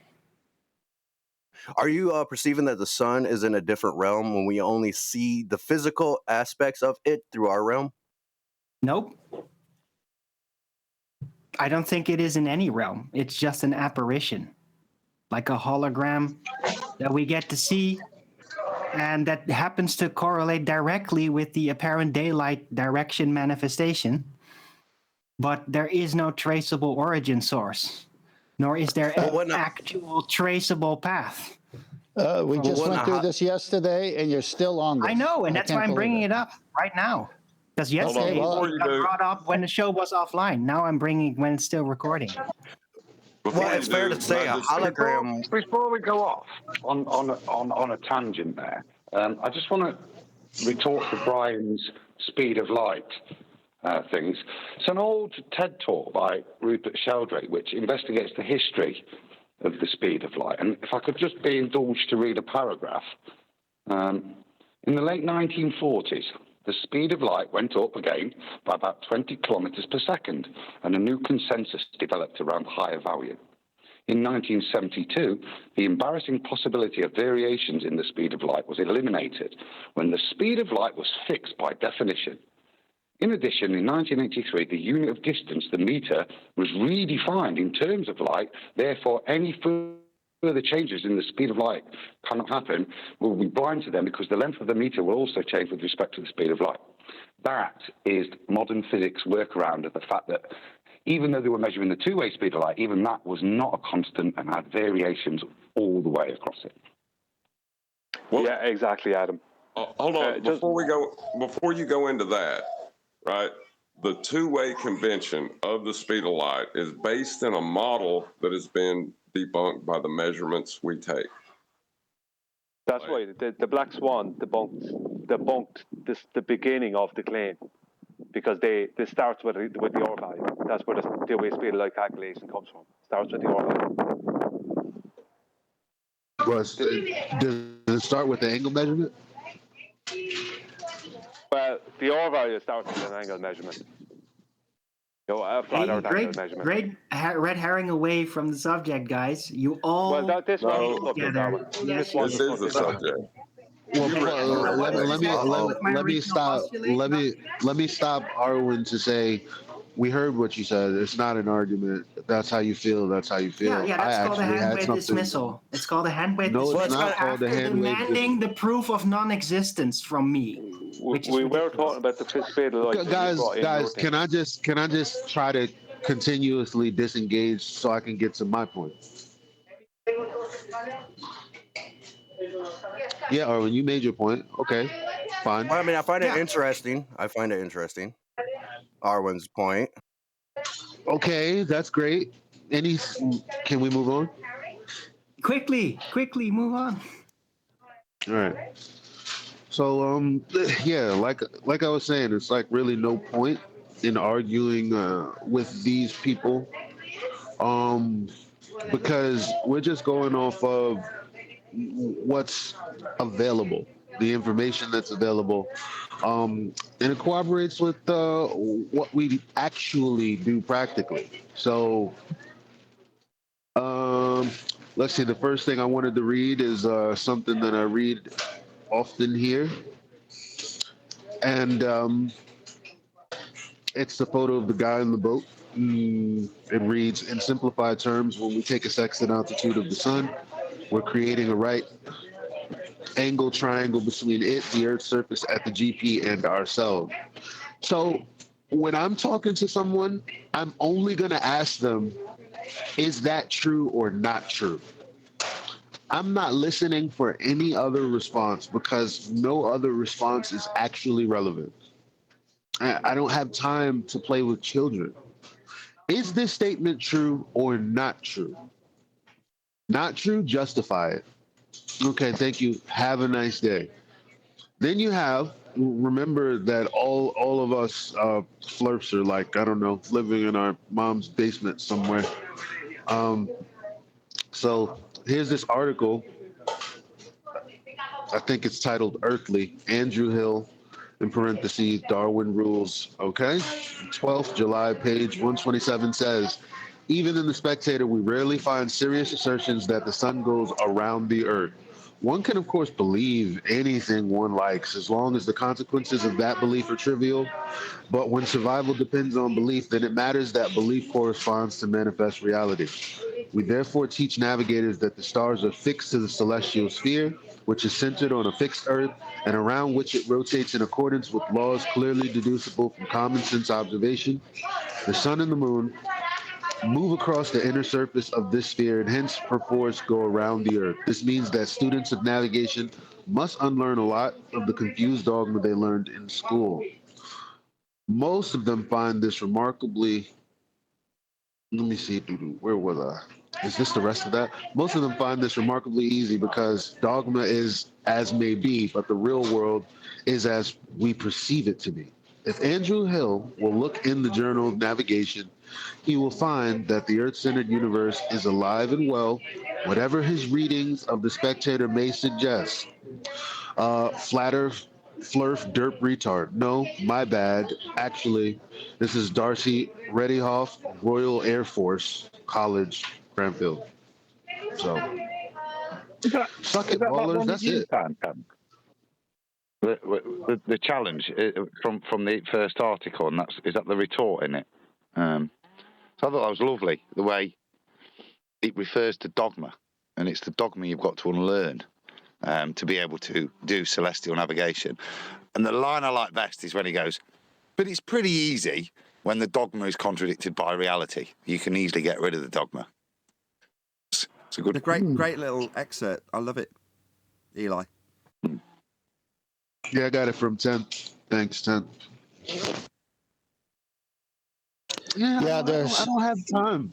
I really don't have time. I really, what can they say to that? Everything that they say that we respond to, once we respond to, is ridiculous. 2 days, 3 days, coming up with different ways of saying the same thing.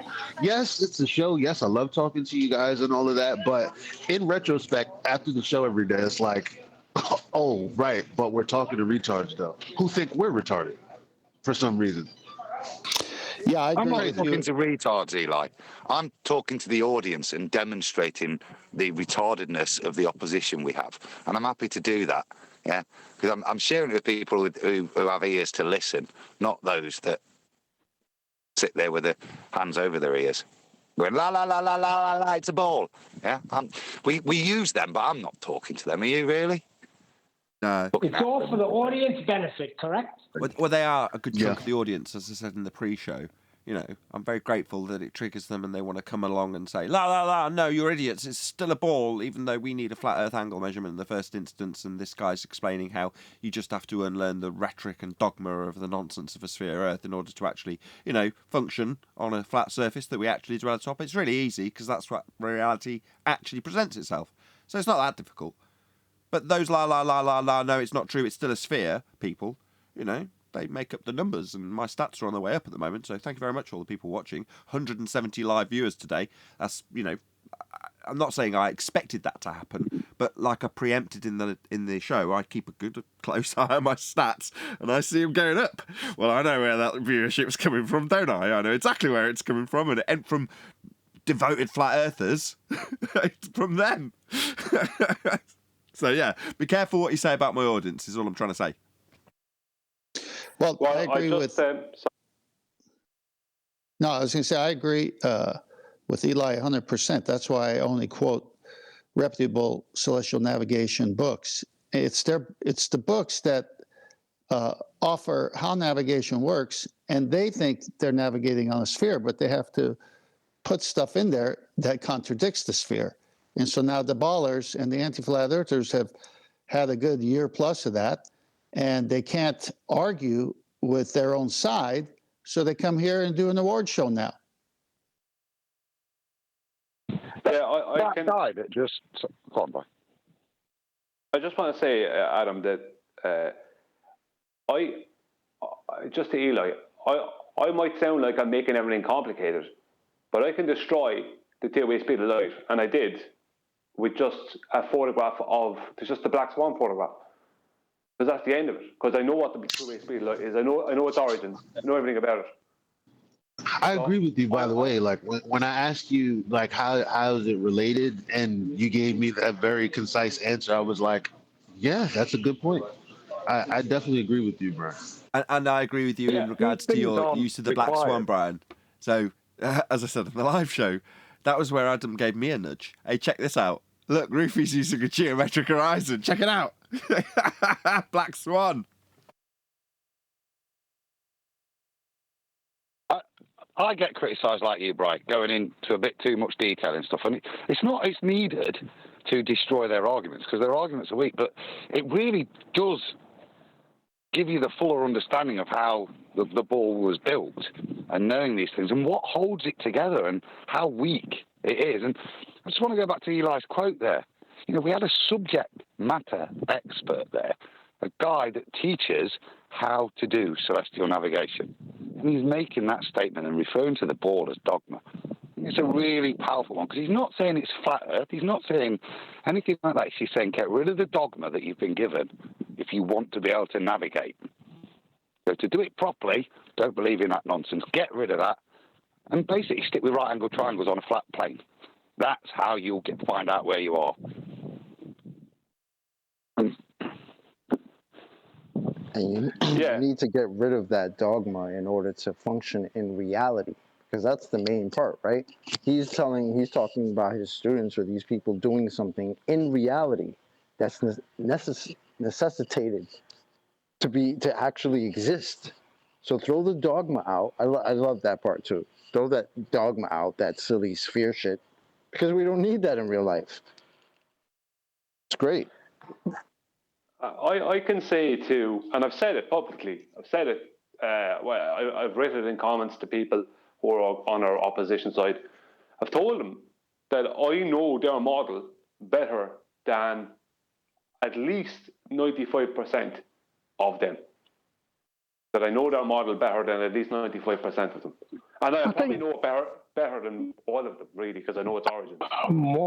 That's true for everyone on the panel, I think. But I was going to say that. I'm not decrying your knowledge, but I think every single flat earther knows their model better than them, because that's why we become flat earthers, because we understand their model and see all its failings. You can only be that assured if you can see all the gaps, all the holes in it. So I think your standard flat earther, Bry, holds that title instantly, really. It's not hard. It's made out of paper mache. Yeah. Well, the thing about it is that most people don't have the confidence to say it to them, but after 7 years, I have no hassle saying it to them. I'm backing it up. You know, if they catch me on something, I go, well, there's always going to be somebody who might know a little bit more, but I mean, I know their origins of their radius. I know where their two-way speed of light came from. I know where their claims about the sun came from. All these things, I know about their rotation claims, their gravity claims, everything, their conservation of momentum claims. I know where all this stuff comes from. I know the origins of it. So I can take any of those things apart in a 2-minute video, or I can spend a 45-minute video going into all the detail of it. You can do it either way, you know. And it's like, they don't like hearing that, one of us knowing their model better. Well, I mean, we can recreate their model in a kitchen. That's where we're at now.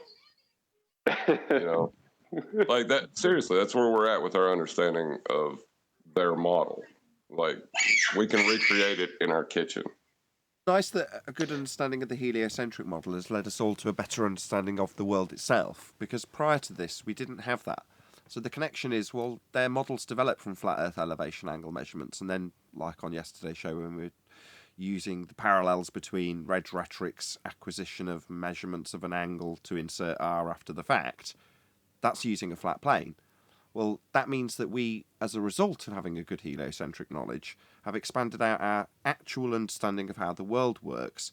And I don't just mean in terms of how it's portrayed in the mind's eye of the person being preached to about heliocentrism. I mean in actual reality. You know, there is a certain amount of flat plane work used to make the sphere. So therefore, that's expanded our knowledge of how the world really is, because the globe models come from a flat plane and the angle measurements that were taken off it. So I never expected a good understanding of the globe to lead me to a better understanding of the actual world that we live in. I never thought it would give me that. Nathan, I'd like to address 3 of the last slides I put up. If you can go there, I want to take each one, and it's going to help understand what Brian was saying about the 1GP.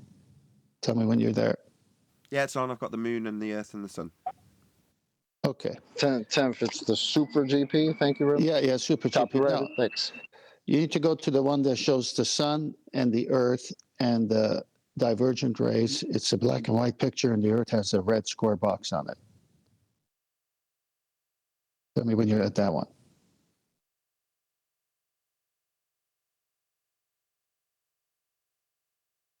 Divergent, I don't know, a red maybe, box underneath the picture of a sun.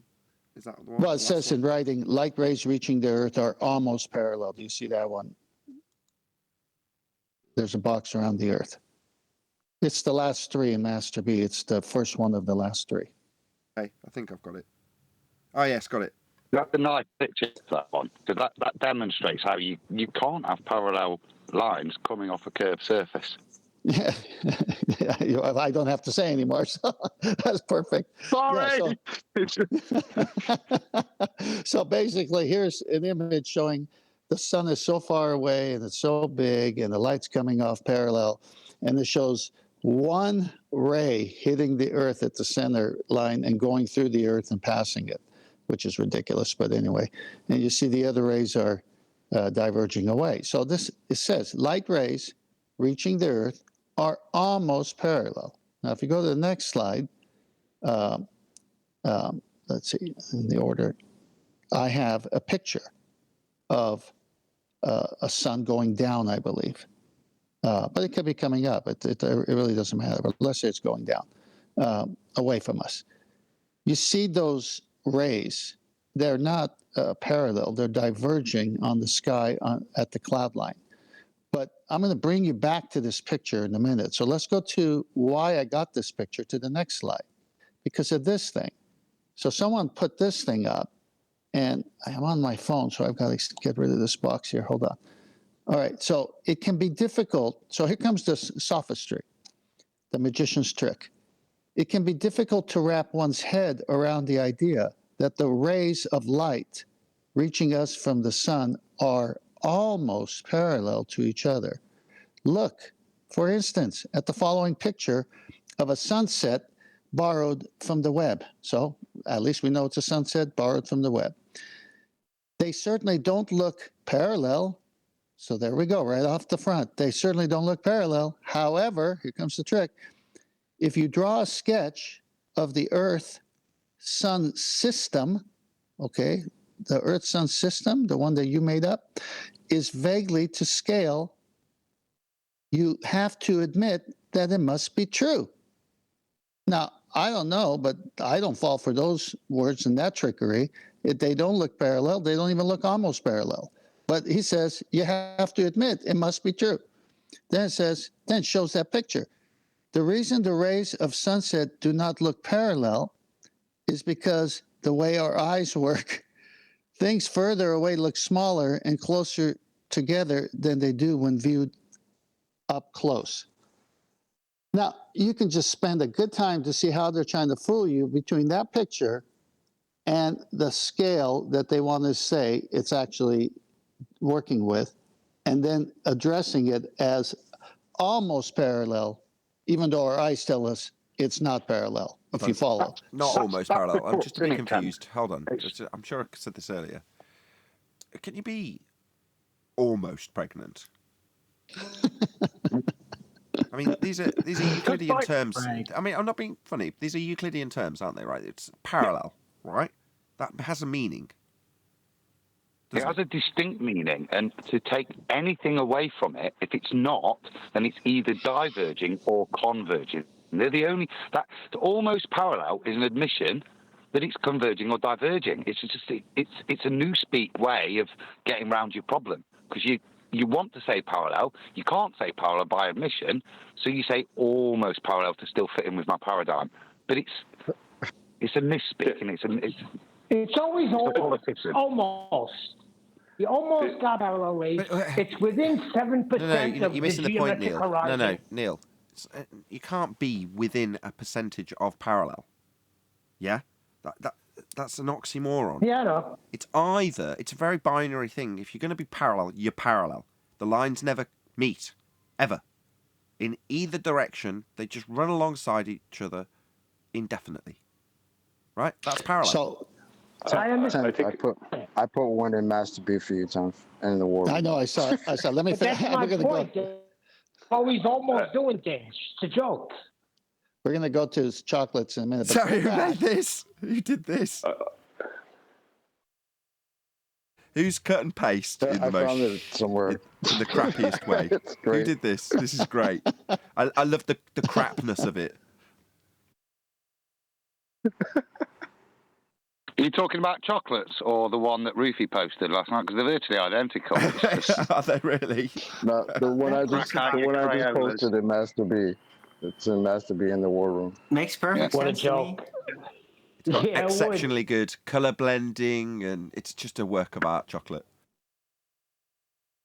So, Nathan, Can you And go it to looks all the? flat from that vantage point, from each vantage point too. Sixth attempt I've counted. Don't worry, 10th. you're getting hung up on details, man. Come on.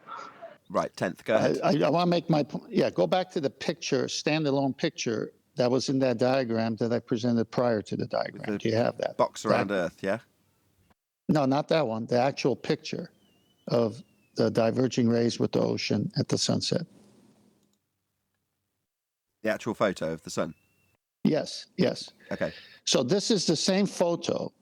This is the same photo that the guy had when he went through the sophistry of explaining almost parallel rays. Now, if you just look at the photo and forget all that language that he put there, if you zoom in, you could see diverging rays going in all directions away from you, to the side of you. And obviously, if it's celestial navigation, that thing would have one vertical for its zenith position, the GP, where it's directly over the Earth. But it's funny he used this picture because there's many other pictures where you can just see that top part where he describes as almost parallel, which is ludicrous. But in this picture that he used, if you just zoom into it, that sun, that body, that sun is casting divergent rays in every direction. And it's in the picture. It's going sideways. It's going downwards. It's going upward. I mean, this is death because of the picture alone. What I have to say about it is what he did was a trick, because he has us talking about the rays, how they're divergent, not parallel. But what he did is he said that they look divergent, but they're really parallel because the sun is very far away, right? And he showed that sun-earth nonsense, right? The little box around the globe Earth. But what's really going on is the whole thing is a massive begging the question fallacy. Because where did he get this massive sun at this big distance? Where did that come from? Where did these parallel rays come from? It all came from the same source, which is a two-way speed of light calculation. You'll need a flat plane for that. Right? Yeah, you need a flat plane for that. But this guy is telling you that the reason that they look divergent is because it's coming from so far away. The so far away part is part of his parallel claim. If you understand what I mean, he's tricking us. Or he's trying to trick. Circular reasoning is what you're saying. It's begging the question. Yeah, but you could end up arguing with the wrong part. The thing to argue with there is show me your two-way speed of light measurement. That's the end of it. Because he won't be able to do that. I'm going to say another huge, massive, enormous thank you to both Discord and G+ panels for making today's after show possible. And of course, a massive thank you to all of you in either Nathan Oakley 1980 or Nathan Oakley premiering streams for hopefully smashing the super chat, liking, commenting, sharing, subscribing, joining as a member, and all that good stuff. I've been Nathan Oakley, and I will see you all in the next video.